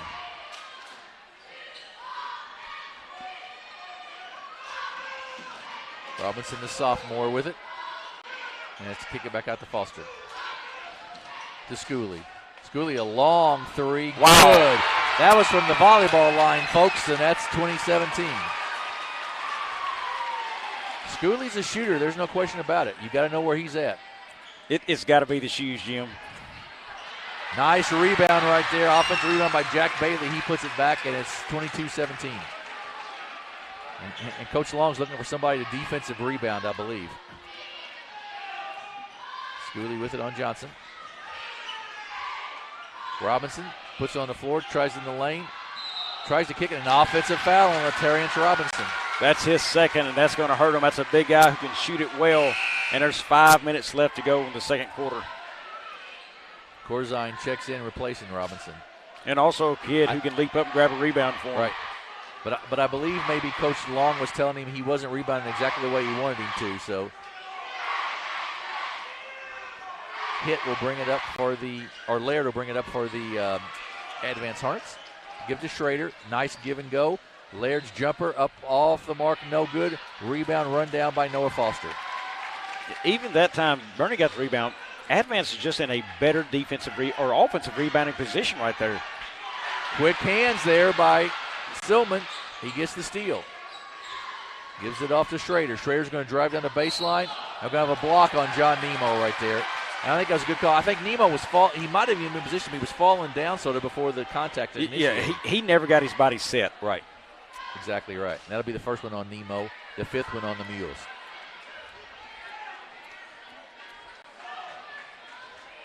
These two state-ranked teams in Class 2, both of them in the top 10 in the state. Nice inbounds pass to Schrader, up and good. Good offensive, good play on the out-of-bounds there, and Schrader gets the basket. He's got 10. Schrader uses screen well to get to the basket very easy. I mean, he's tucked right in behind his guy for that screen. Foster falls down with it, but it'll go out of bounds off of the Hornets. It belongs to the Mules. Are you surprised that John Nemo only has 2 points so far? Very surprised there. The offensive side, too, you know, nothing there, no rebounds really to speak of. I mean, that's been a big, big difference in the game, I believe. Johnson in the lane, blocked, and a foul on Stillman. And just what you said, that swinging will get it every time. Yeah, don't swipe at the ball. You can still block a ball without trying to make the hero moment, Jim. Right. Here's the kid, too, Johnson. Only 2 points. The Christmas tournament, he was on fire. I mean, he was a madman. He really didn't get going in the game we called against Dexter. 2 in the first half. I think he finished with 9. Right. And he's struggling to find rhythm tonight in involvement. He's got to find some space to drive to the basket, make some shots for him. Powell checked back in during that timeout for the Mules. Davis checks back in after the second free throw was made by Tristan Johnson. You know, Johnson's kid I referenced to in the Christmas tournament is a kid who took a bath in baby oil because he's sliding around everybody. I mean, he could just move around kids all over the floor, and, well, we just haven't seen it tonight so far. Davis with it, picks up his dribble, kicks it in the corner. Silman. 15-foot jumper for Silman, no good. Rebound taken down by Corzine. He comes out of there, and they'll give to Johnson now to set some offense up, trailing by 5. That's a foul. That's a foul on Schrader. You're exactly right. And that's not a good foul. You've got to know who you're guarding and where you're at on the floor sometimes. Corzine is not a shooter on this team usually. And he fouled him with his back to the basket, Jim. That's just not a good foul right there to pick up. That's his second now, I believe. That is his second. You're exactly right. And that is a concern certainly for Dennis Wheatley and the Hornets. Foster runs down the long backcourt pass. Left-handed dribble, kicks it left side to Corzine, then out to Johnson. Corzine at the free throw line. Back to Johnson. He thought about the three, doesn't take it. Corzine into Nemo. Big John Nemo up and good, and he'll go to the line to shoot one as he's fouled, I believe, by Hayden Hitt. The energy Nemo showed right there, that's what you want to see. He come out there, some fire and excitement. Actually, that foul, was on Hunter Tidwell, 6'2" senior. Nemo's 4th point.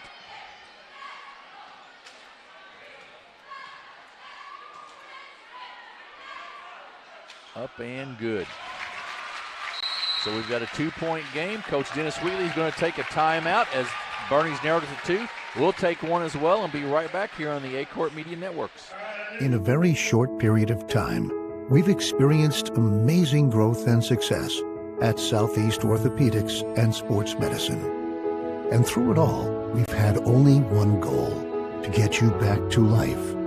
And when things get better, when you feel better, we'll be right here to cheer you on. Southeast Orthopedics and Sports Medicine, always by your side.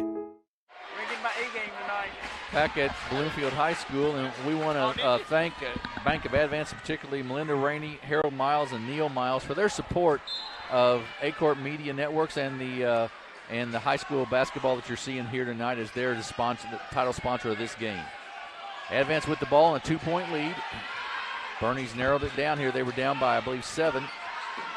Left side, you're going to have a walk. Just a quick little stutter step by Tidwell, and it's a turnover on Advance. Bernie with a chance to tie it or take the lead.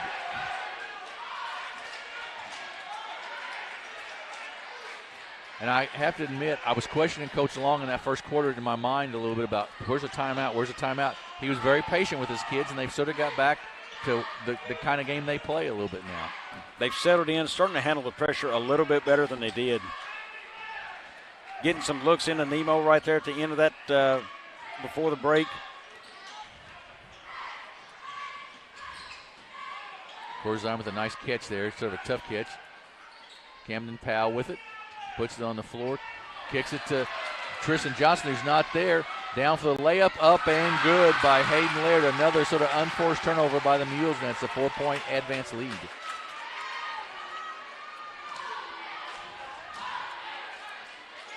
Advance extending the defense just a little bit here on the Mules. Foster puts it on the floor. He's so quick. A little runner in the lane, up and good. Left-hander, and he is so quick down that lane, 26-24.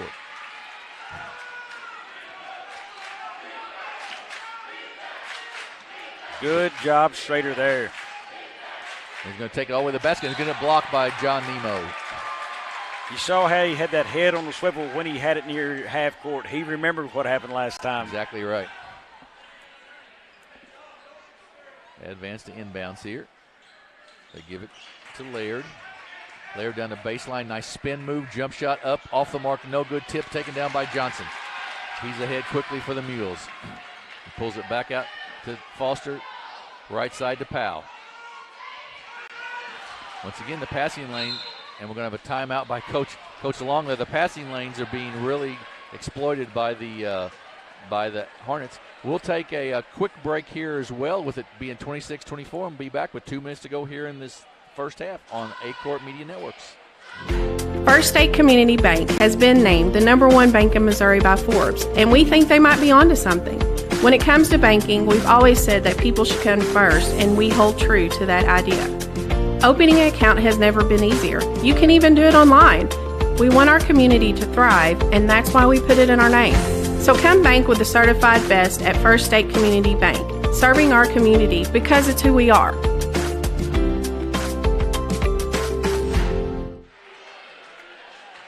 (26-24), Advance with the lead. 2 minutes and 1 second to go here before halftime. Bobby, it's been what we thought it would be. I think neither team shooting it great. Advance 12 of 30. Bernie 9 of 21, not terrible, but 12 of just not getting very many shots off right now. Well, Jim, I'm going to jump in the coach's box right now. Bernie's got Robinson and Nemo in the game. I'm going right at number 40, Schrader, and trying to get that 4th foul on him. Robinson inside. They did go inside. Robinson gets the basket. I'm sorry, 3rd foul. Pick up his 3rd foul before the half if you can get it there. That's smart basketball if Bernie can do it. Schrader in the lane. Oh, nice pass inside there. The finish by Laird, but what a nice pass by Schrader. 1:30 to go. 2-point ball game.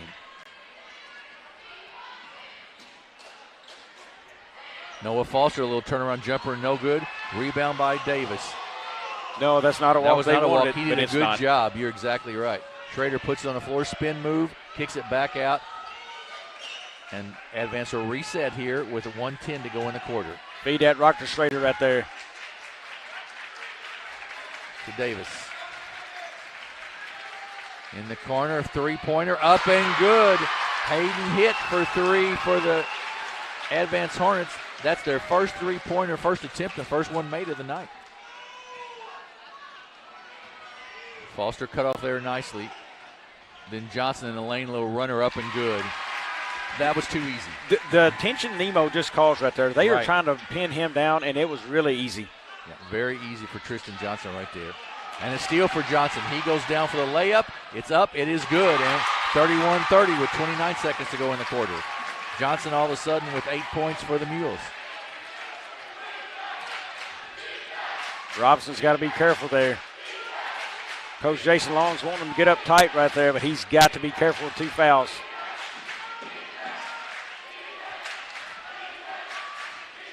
Advance got to try to find a spot to get a shot off here with 7 seconds to go before halftime. There's the three-point from the top of the circle, and it's good by Hayden Laird, and that's going to be the end of the first half. It is Advance 34, Barney 30. We'll be back in just a few minutes with the halftime stats and the second half of this game. You're listening and watching the Stoddard County Activity Association annual tournament championship game for the Varsity here on Aycorp Media Networks. Growing cotton in the Mid-South is hard work. As a farmer, you make tough decisions every day. Choosing a cotton variety shouldn't be one of them. Next-gen brand varieties from Americot are bred specifically for cotton growers like you. We're 100% independent and farmer-owned. Plant cotton that works as hard as you do. Americot. All we do is cotton, all the time.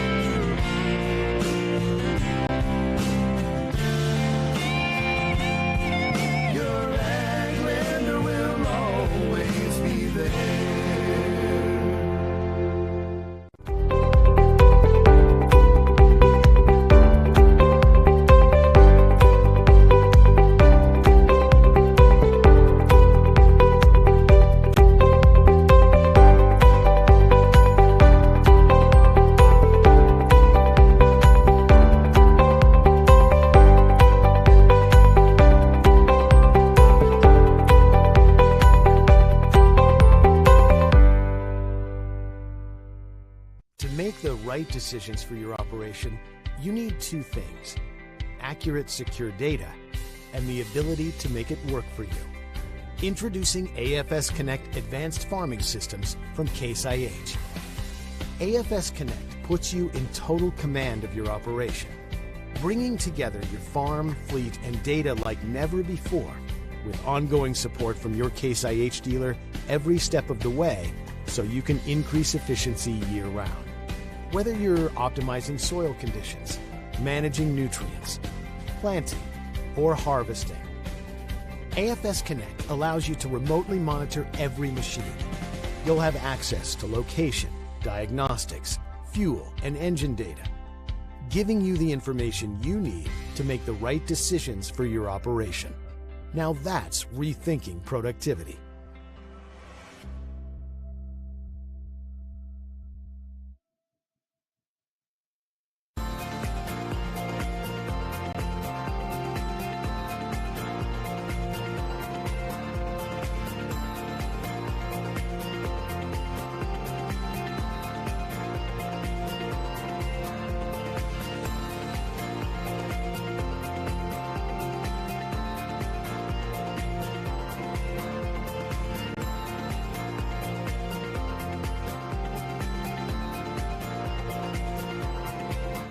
Juju Promotions in New Madrid is your one-stop shop for all your personalized merchandise.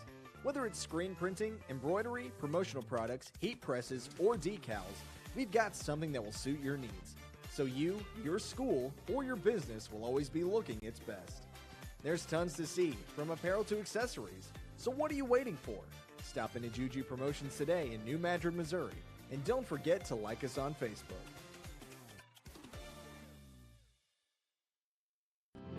First State Community Bank has been named the #1 bank in Missouri by Forbes, and we think they might be onto something. When it comes to banking, we've always said that people should come first, and we hold true to that idea. Opening an account has never been easier. You can even do it online. We want our community to thrive, and that's why we put it in our name. So come bank with the certified best at First State Community Bank, serving our community because it's who we are.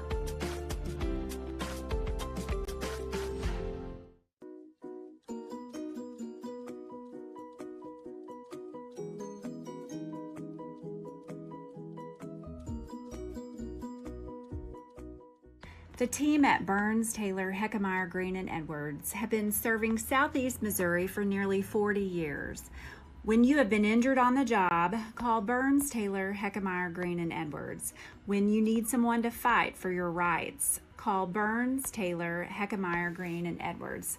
When you need dedicated, aggressive legal representation, choose local attorneys. Call Burns, Taylor, Heckmeyer, Green, and Edwards. I'm Zach Tanner. I'm a rice seed farmer from Southeast Missouri. I've produced rice seed for various companies, and for the last couple of years I've grown DG 263L. One thing that we noticed, no matter which field we were in, the yield was just very consistent. We have literally never had varieties consistently yield as high as this one is yielding. In 2020, our DG 263L averaged well over 200 bushels. So far, our yields have been just outstanding. I would absolutely suggest somebody grow some of the DG 263L just because of the consistent yield and high quality. We had a pretty fair amount of several hundred acres of DG 263L in 2021, and my only real regret is that we didn't have more. I absolutely plan to plant more acres of 263 in the future. It's already part of our production plan for 2022.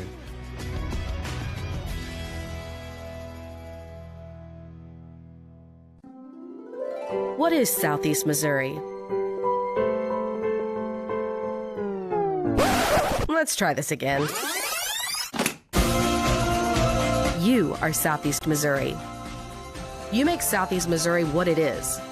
And Southeast Missouri is who we are. It's in our name. It's in our past. And with you, it's our future. Welcome home.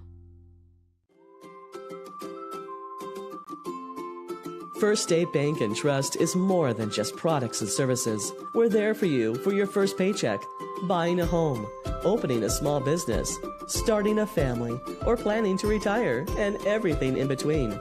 We're the local bank you know and trust for all of your financial needs. Visit fsbtrust.com or stop by your local First State Bank and Trust to explore all of your financial options. Equal housing lender, member FDIC.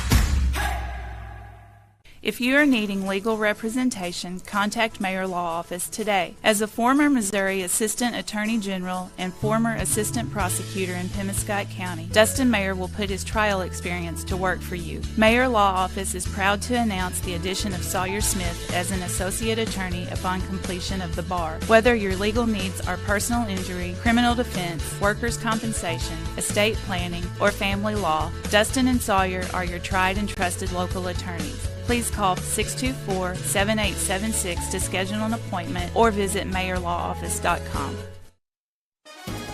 Audrey Moreland wants to buy your car. Big cars, small cars, fast cars, and funny cars. If it's got 4 wheels and an engine, we're swiping right. We've got the largest pre-owned inventory in Southeast Missouri right here at Audrey Moreland Automotive. Even if Moreland's not on the back of your car, we're still interested. There's never been a better time to make a change. Come to one of our 5 Audrey Moreland locations in Dexter or in Sikeston, Missouri, and let us help you turn what you have into what you want.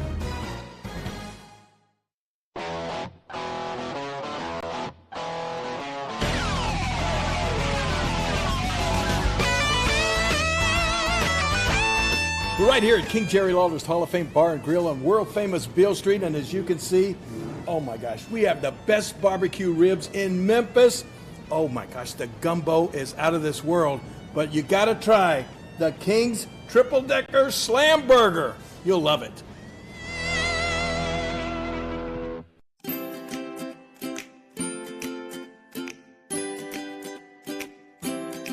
My name is Matt Tanner. I'm the president of First State Community Bank in Sikeston. Being part of a community-based bank for me is the top priority. We have our roots here. We provide jobs here. We give back to our school. We provide scholarships. That is of utmost importance to us besides taking care of our customers. And we have the resources of a large bank, but the ability to maintain a local presence and local decision-making, a local board is an absolute astounding thing in this day and age of banking. I am Matt Tanner. I am First State Community Bank.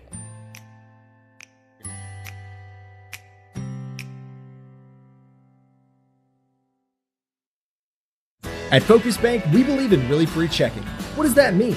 Well, opening an account requires no more than $25 with no minimum balance requirements or monthly service charges.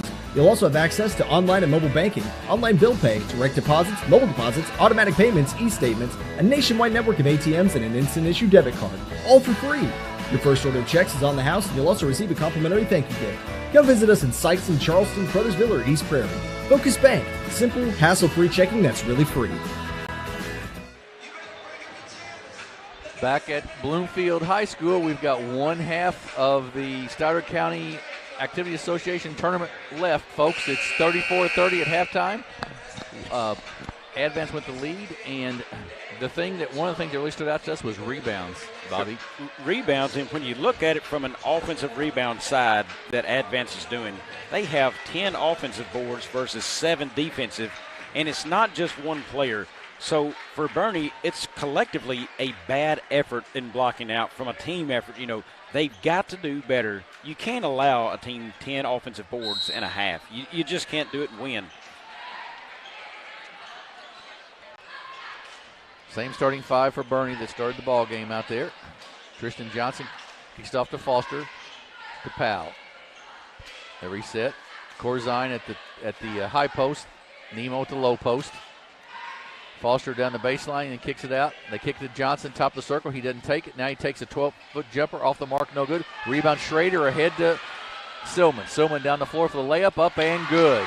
He beat him down the floor, and it's a 6-point Advance lead. Jim, right now, if Bernie is not going to use Corzine at the high post, why have him there?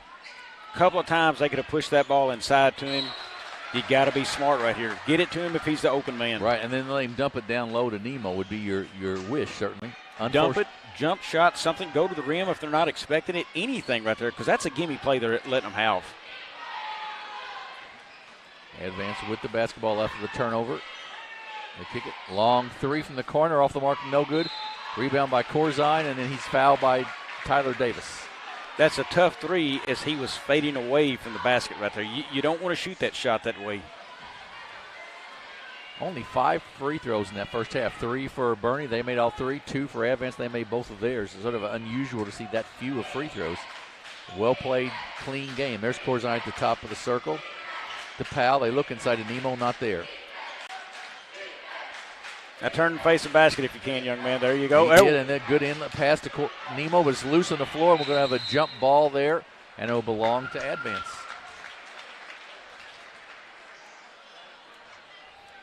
Nemo up. A little, I think, kneed or winded or something there with that, but he looks like he's okay.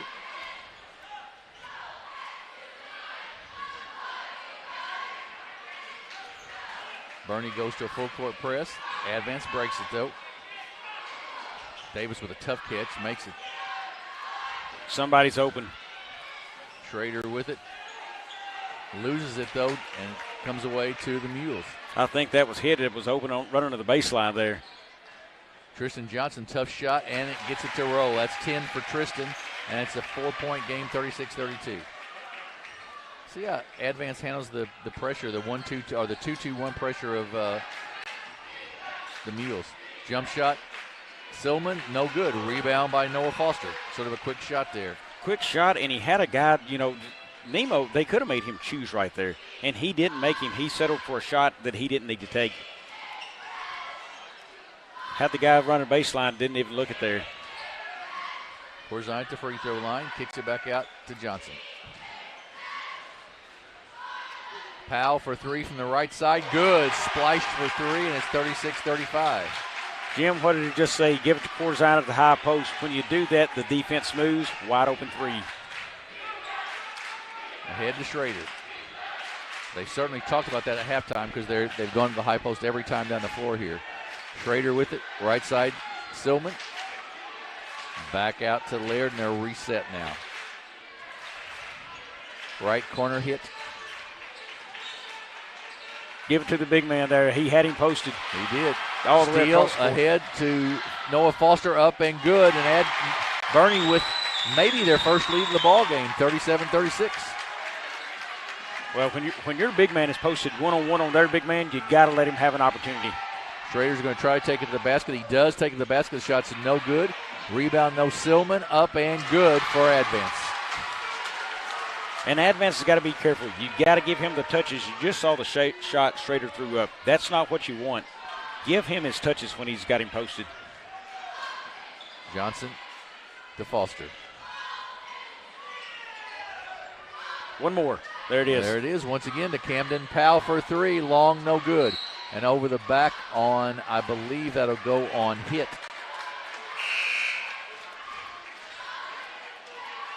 His third.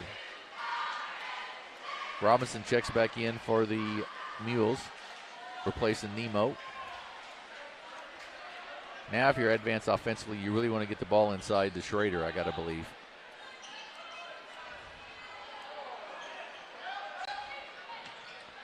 Johnson pulls it back out now. They'll reset some offense.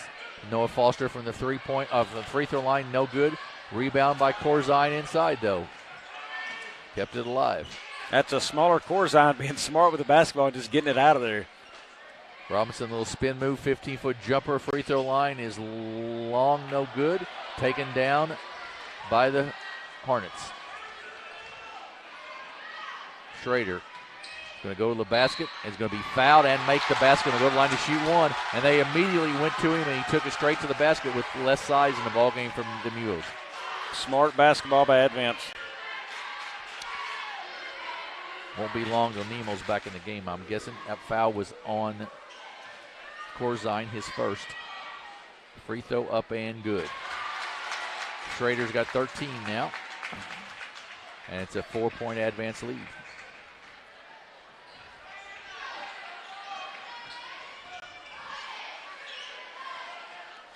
Sounds crazy, Jim, but Bernie does not need to be afraid to run some clock right here. Give your big man the rest. Don't force a shot. Robinson drives into the lane. Tough shot by Terriance Robinson. He makes it. Or go ahead and force that shot and score. Yeah, exactly right. You could do that as well.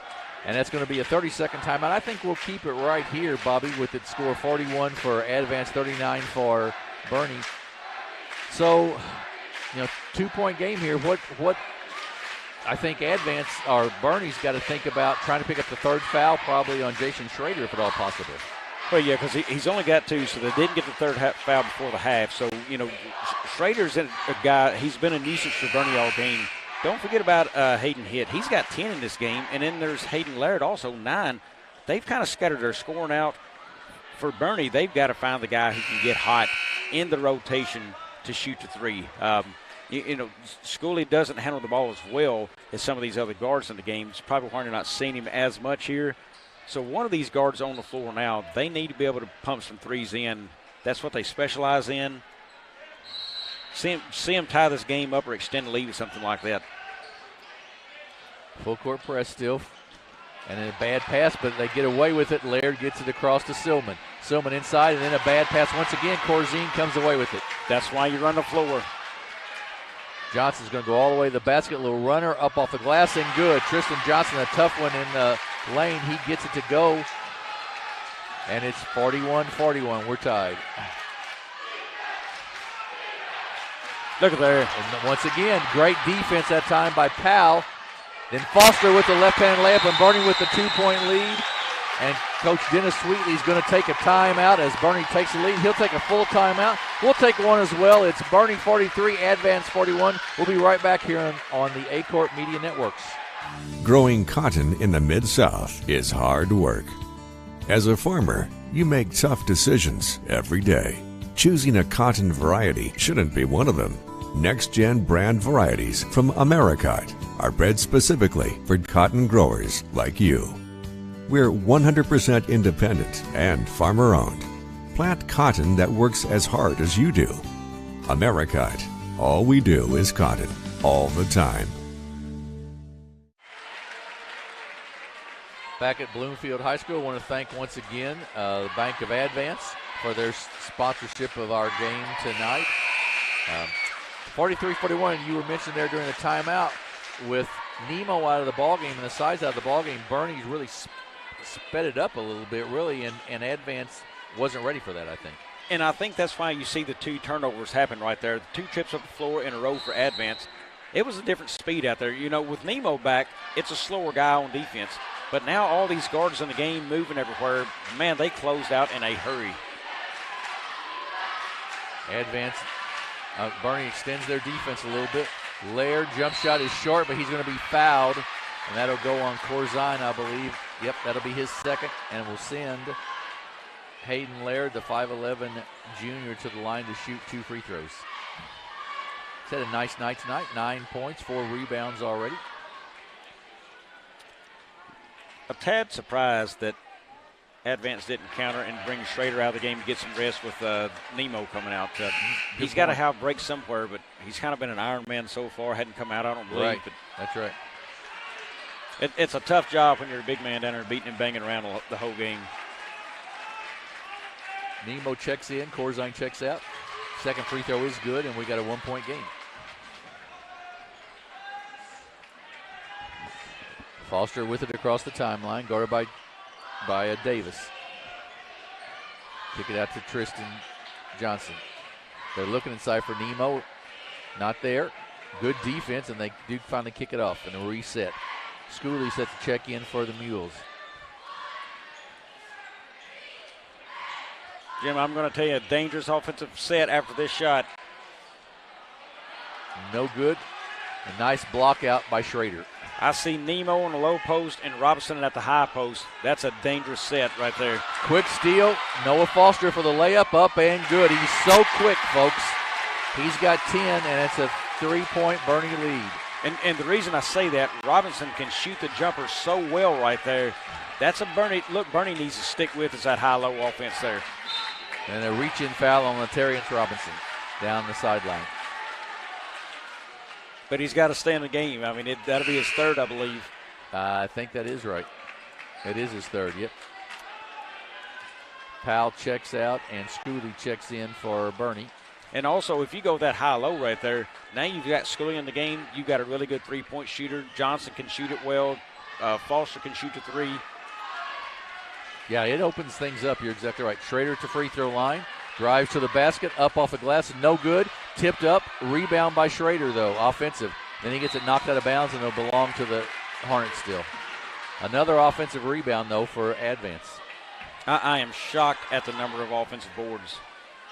And I guarantee you Coach Jason Long's going to be shocked at the end of this game, too. Absolutely. Tough catch by Silman, but he makes it off to Schrader. Turnaround jumper off the mark, no good. Rebound by Robinson. He loses it, though, but gets it back. Ahead to Foster, up and good. No excuse. Bernie is really right. Bernie has really turned the speed of the game up on Advance right now. That was a loose ball and a chance for Advance to get back and set, and they still beat him down the floor for an easy layup, Jim. And Robinson just during that little play picked up his 4th foul. So Camden Powell checks back in.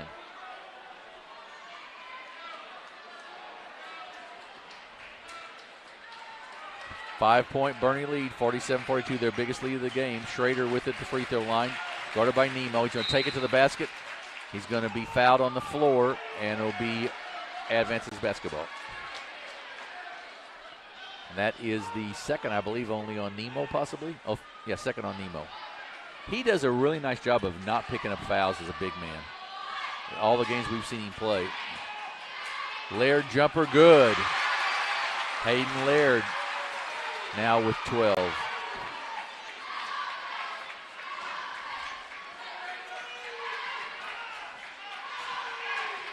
Johnson kicks it off to Powell from the right corner for 3. Splice.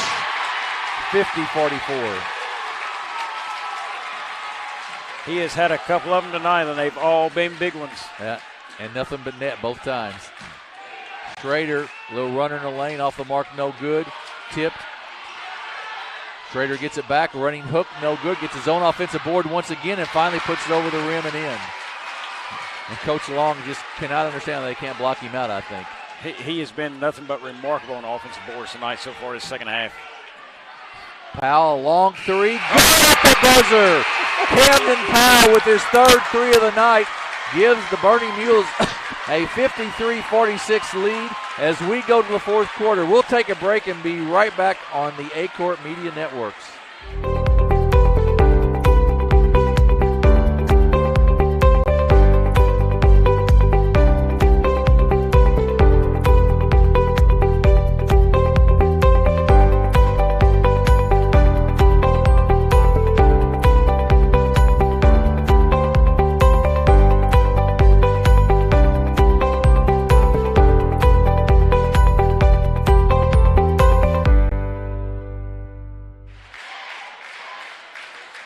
Back at Bloomfield High School, getting ready to start the 4th quarter of the Stoddard County Activity Association Championship game.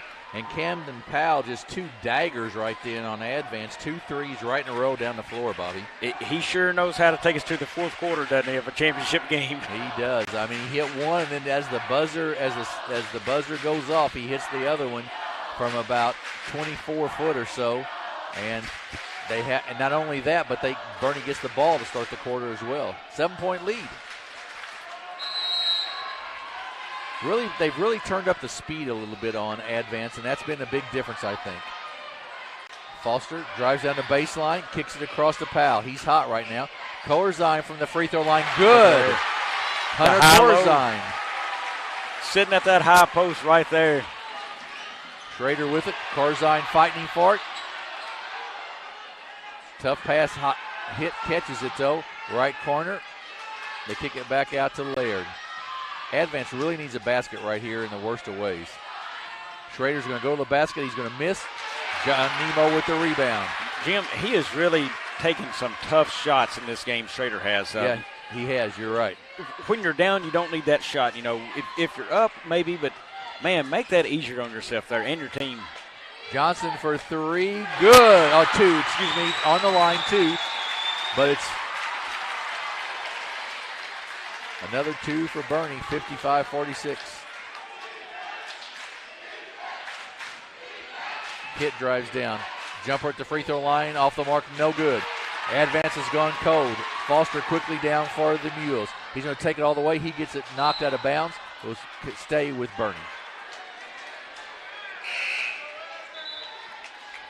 Davis checks back in for Advance.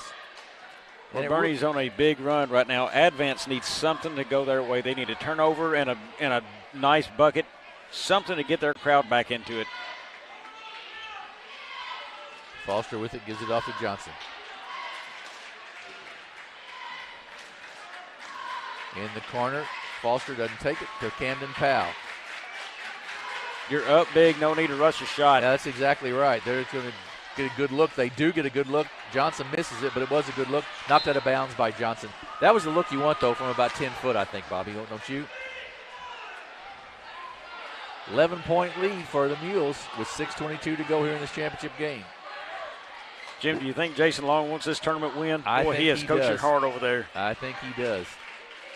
He is yelling at his big man, play big. Timeout by Coach Dennis Wheatley there as he's trying to get something figured out offensively. And we'll take a break as Bernie's jumped out to an 11-point lead, 57-46. We'll be right back on the Aycorp Media Networks.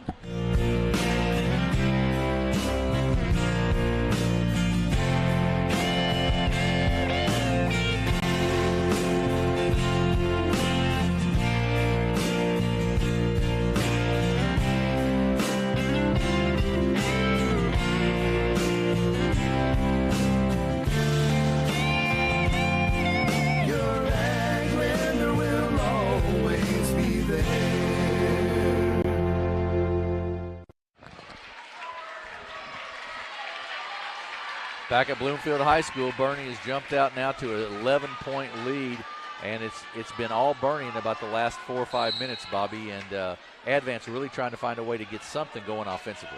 Well, Jim, if you want to notice, look at the benches right now. You know, really not now, but right before we went to that timeout, Bernie come running off the bench, and Advance looked like a bunch of whip dogs walking. I mean, the energy level has definitely changed. Advance has got to find a way to get back in it with energy. Johnson throw by the three. Corzine, 12-foot jumper off the mark, no good. Nemo, though, with the big putback up and good. John Nemo with 2. He's only had 7 tonight, but those were 2 big ones there.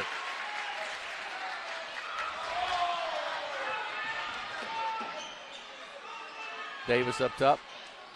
Advance not a big three-point shooting team. They've only shot 3 tonight. Laird jumper up off the mark, no good. Rebound by Tristan Johnson. Advance has gone cold, and Bernie's getting every rebound now.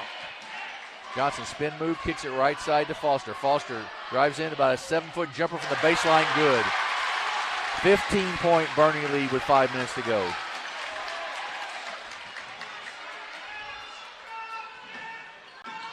Schrader puts it on the floor, jump shot. Good defense there by Nemo, just standing his ground.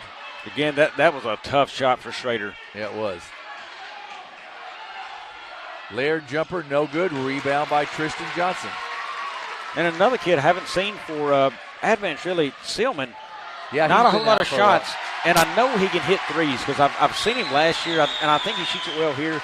He was just wide open in the corner for a 3.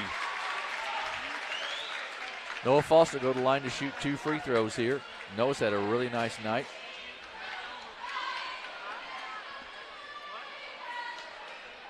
It may not be close to throwing up threes, but it's getting there for Advance if they don't find something in a hurry. It is with a 15-point game and 4 minutes left, and the way Bernie shoots free throws typically as well. That free throw was good. I think the crowd is starting to call it on the other side of the gym because there's a lot of spots opening up, Jim. Yeah, there are. You're exactly right. Just tell you folks, we will stay on the air for the all-tournament team and all those selections here after this one's over. Cheerleading teams as well. That cheerleading team as well, that's right. All those, that's right. Both free throws good, 63-46. We'll take a break here and be right back with the last 4:40 of this game on the Aycorp Media Networks. At Focus Bank, we believe in really free checking. What does that mean? Well, opening an account requires no more than $25 with no minimum balance requirements or monthly service charges. You'll also have access to online and mobile banking, online bill pay, direct deposits, mobile deposits, automatic payments, e-statements, a nationwide network of ATMs, and an instant issue debit card, all for free. Your first order of checks is on the house, and you'll also receive a complimentary thank you gift. Come visit us in Sikeston, Charleston, Crothersville, or East Prairie. Focus Bank, simple, hassle-free checking that's really free. We're back. Bernie's up 17, 63-46 with 4:40 to go in the ball game. We will have our next gen player of the game here late in the ball game. And Advance is just everything. They've not been able to make a shot, Bobby, and they've in the last probably 5 or 6 minutes or so. And Bernie has made pretty much everything. And sort of the speed of the game has really changed, and it's really been to Bernie's favor. Bernie goes back to a full court press here with 4:40 to go. Laird with it, Davis, and then knocked out of bounds. Will belong still to the Hornets. Jim, a stat just passed to me. Noah Foster has 5 steals in this game. I mean, he has been all over the floor. He really has. He's played a dandy game. And that's the thing with this Bernie team. So many different kids can hurt you. Going to have a push on Corzine inside against Schrader. That'll be the 16th foul on the Mules. Advance only with 3 fouls, and that actually right now maybe hurts them a little bit because you're not going to get Bernie to the line for a while. But and Bernie can shoot it so well from there. I'm not sure that's where you want to take it. Yeah, I agree. Schrader with it down, or Laird with it down the lane. Shots no good. Rebound by Powell. Ahead to Johnson. He goes down the right baseline. He goes into the lane. He pulls it back out to Corzine. To Noah Foster. He thought about the 3, doesn't take it, pulls it back out. Smart play with 4 minutes to go in the ball game and a 17-point lead.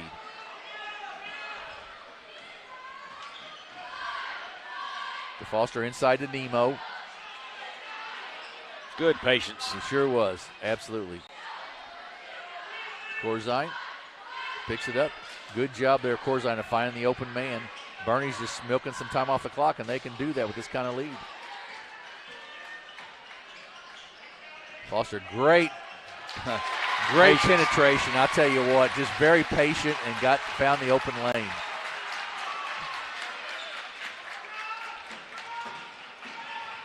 Head to Silman. Laird for 3, no good. Rebound by Powell.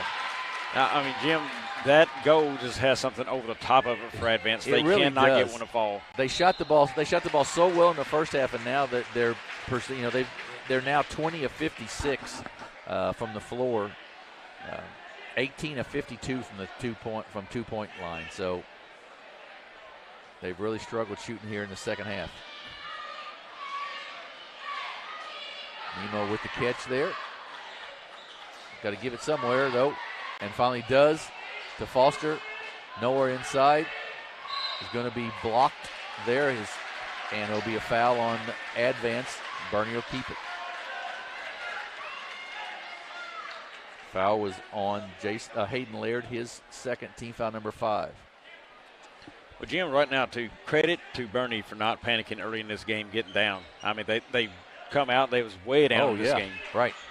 And still, how do you get this far ahead and get absolutely whipped on the offensive boards? I don't know, but because you outrun everybody in the second half a little bit and get some layups. And that they did, a couple of times. And I'm not sure to have to go back and look at the minutes played, but you notice Advance hadn't gone deep into the bench a whole lot, hadn't rotated as many kids in. Did they get tired and just not getting down the court and Bernie able to outrun them? I mean, because Bernie's well-conditioned and used to running the floor, Jim. 2 for Jack Bailey. Yeah, I think that's probably part of it. I think there's a little bit of that. I think they and maybe that's part of the not shooting the ball as well, Bobby, An offensive foul on Noah Foster there. And that will be the 17th foul on the Mules. They lead, though, by 19, 67-48 with 2:19 to go.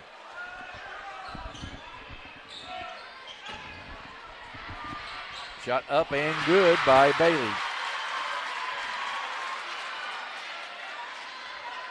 Into Foster, 2 minutes to go in the ball game, and he's going to be fouled as he runs down the baseline there, or the sideline. And he'll go, that's the 16th foul, so Bernie will have it out of bounds with 2:05 to go and a 17-point lead. Jim, there's a couple of cheerleading squads sticking around, hoping for an opening this year. I believe Dexter has won it 9 years in a row as a team. I think that is right. And, I think they was looking for a crease. May have had one tonight. We'll see on the awards.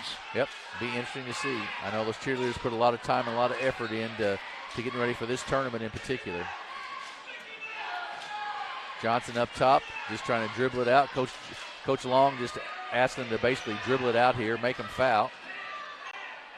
And, Jim, another player that for Bernie, Robinson's been on the bench since about a minute left in the third quarter. Yeah, that's exactly right. Inside to Nemo. He's going to be tied up and will shoot free throws here.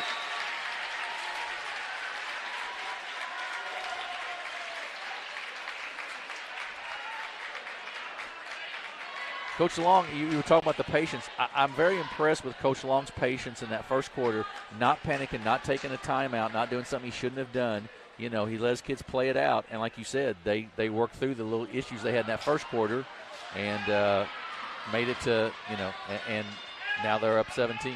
And a steal by Tristan Johnson. He goes in for a layup, up and good. He didn't take us home, but he sure took it up to the rack, didn't he? Exactly right.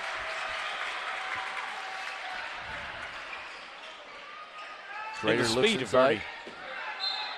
Shot's no good. The speed of Bernie have been on display all night between Johnson and Foster. I mean, man, they can win a fit race with anybody, I believe. Yeah, I agree with you.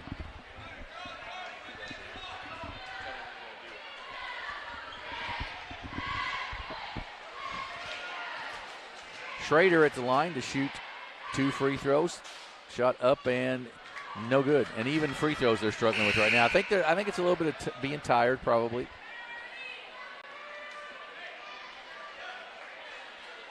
Hunter Tidwell checks back in. And Latarius Robinson checks in for the Mules, placing Corzine. Well, Jim, are we closing in on our next-gen player of the game? I think we're getting pretty close here. I think just in the next few seconds we'll probably be announcing that. That's exactly right. Noah Foster with the rebound. There's been a couple of them from Bernie that, have really played a good one. Foster pulls it out. Goes all the way to the basket. Reverse layup up and good for Noah Foster. Great shot there. 54 seconds to go.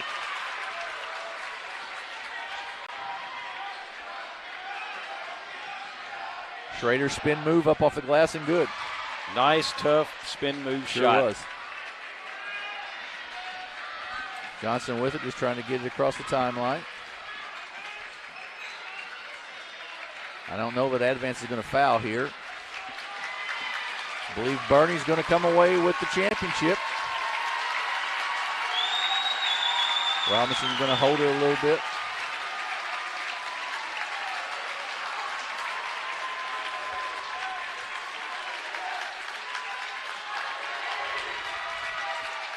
Just going to try to dribble it out here, it looks like.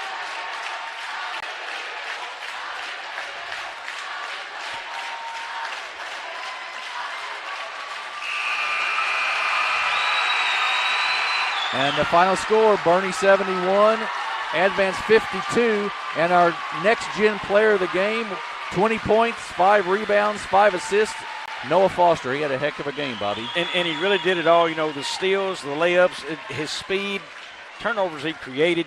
The kid really had an outstanding game. One of the kids I looked at to make the all-tournament team at the Bloomfield Christmas tournament didn't make it.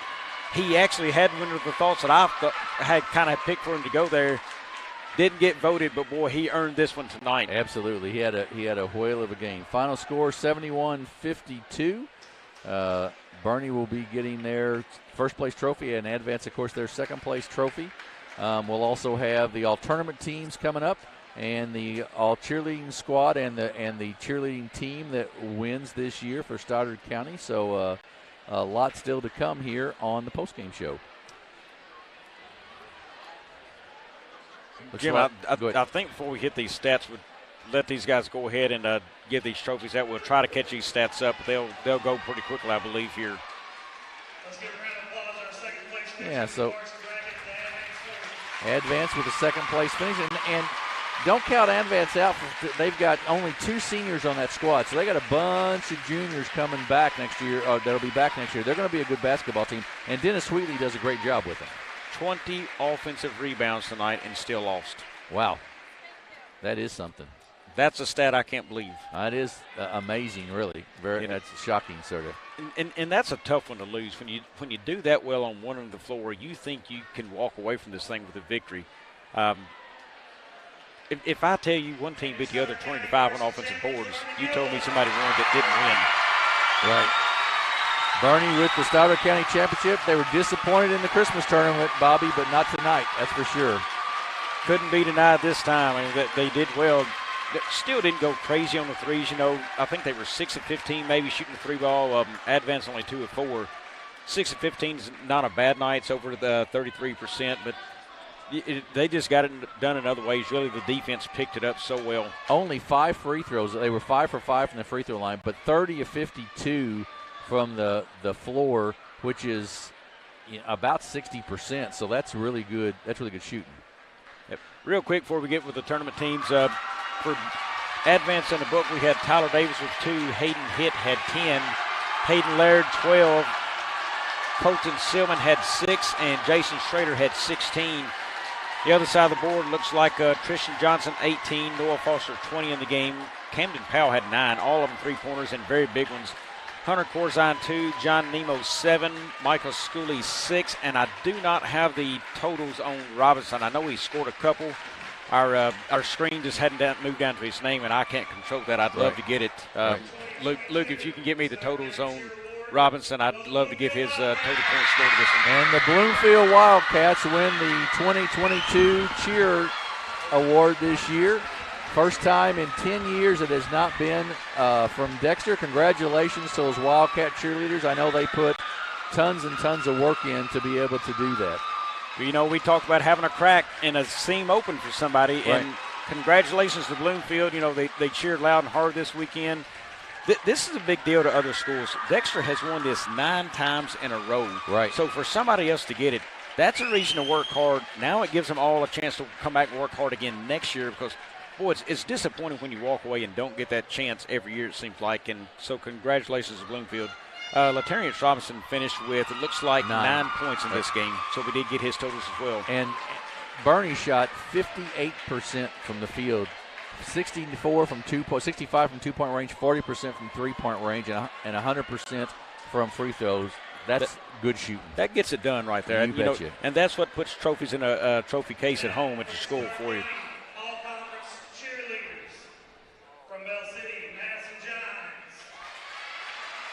The all-county cheerleading team, Massey Giants from Bell City.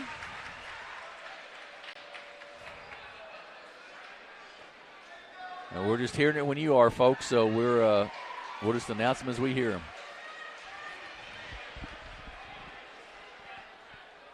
Also from Bell City,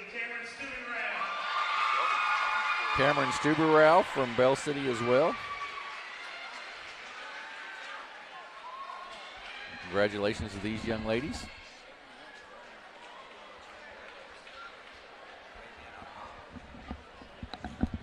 From Bernie, Piper Shamel. Piper Shamel, I believe, from Bernie. Also from Bernie, Abby Powell as well from Bernie, I believe. Congratulations to these young ladies. From Bloomfield, Molly Blue. Molly Blue from Bloomfield.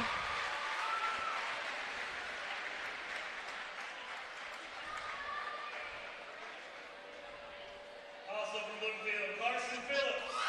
Carson Phillips from Bloomfield. And Bobby, I'm glad I don't have to pick these young ladies because I wouldn't have a clue. Jim, I know nothing about it, but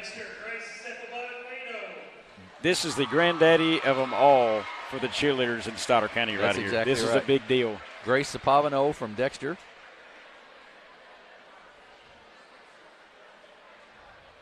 From Dexter, Andy Cruz. Andy Cruz from Dexter as well. I know that's a repeat at least for her.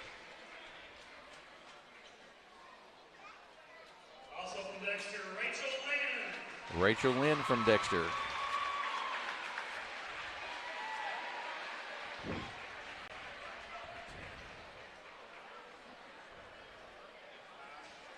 And from Puxico, J.C. Parsley. J.C. Parsley from Puxico.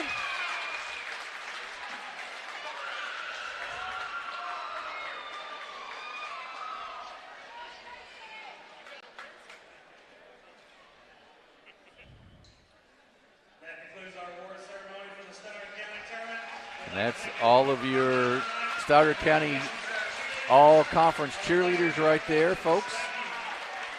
And we'll have as soon as the pictures are taken, then we'll have the all-tournament basketball team. I could probably get a pretty good guess on a few of those off the top of my head, but we'll see how that all shakes out. Well, no all-tournament team? I think they have not had one the last 2 years I know of. But okay. Jim, fun night at the ballpark here in Bloomfield. Coming up, we've got Dexter and Sikeston Tuesday night coming through you. That's live at the BEC. Exactly right. I know I'm on the call on that. And I think Luke is on that one. I believe that is right. Myself and Luke Carter will have that game. Right. Next Saturday, we will be in Charleston all day long for that tournament. Man, that's going to be good basketball all day long. So yeah, the forget the college over stuff. there. You'll watch see the high school local. Right, you'll see some really talented kids over there, no question about it. At that, and so lots of good basketball still. Coming up the rest of the season. We've got about a month left of the season, Bobby, I guess, and as districts will start about the third week or late in February. I believe for the last smaller week schools, of February for the smaller schools, and then the larger schools go the week after that. So a lot of good basketball still, and there'll be a lot of it here on the Aycorp Media Networks. Don't know if I'll do any more with you this year since I'm taking a little trip, but I've enjoyed it. If I don't, we don't do any more, and hopefully we'll get a few more in maybe in March. Absolutely, Jim. Sounds fun. All right. So tonight, final score, the champions of the junior varsity tournament were the Puxico Indians with the Woodland Cardinals 68-59 over Puxico, and then in the varsity game, Bernie 71 and Advance 52 for the championship in the varsity division. For my partner, Bobby Alford, this is Jim Riker saying good night and God bless from the Aycorp Media Networks. In a very short period of time, we've experienced amazing growth and success at Southeast Orthopedics and Sports Medicine. And through it all, we've had only one goal, to get you back to life. And when things get better, when you feel better, we'll be right here to cheer you on. Southeast Orthopedics and Sports Medicine, always by your side. Growing cotton in the Mid-South is hard work.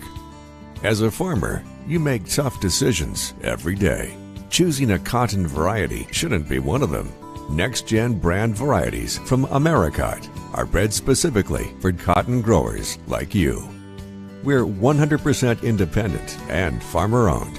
Plant cotton that works as hard as you do. Americot. All we do is cotton, all the time.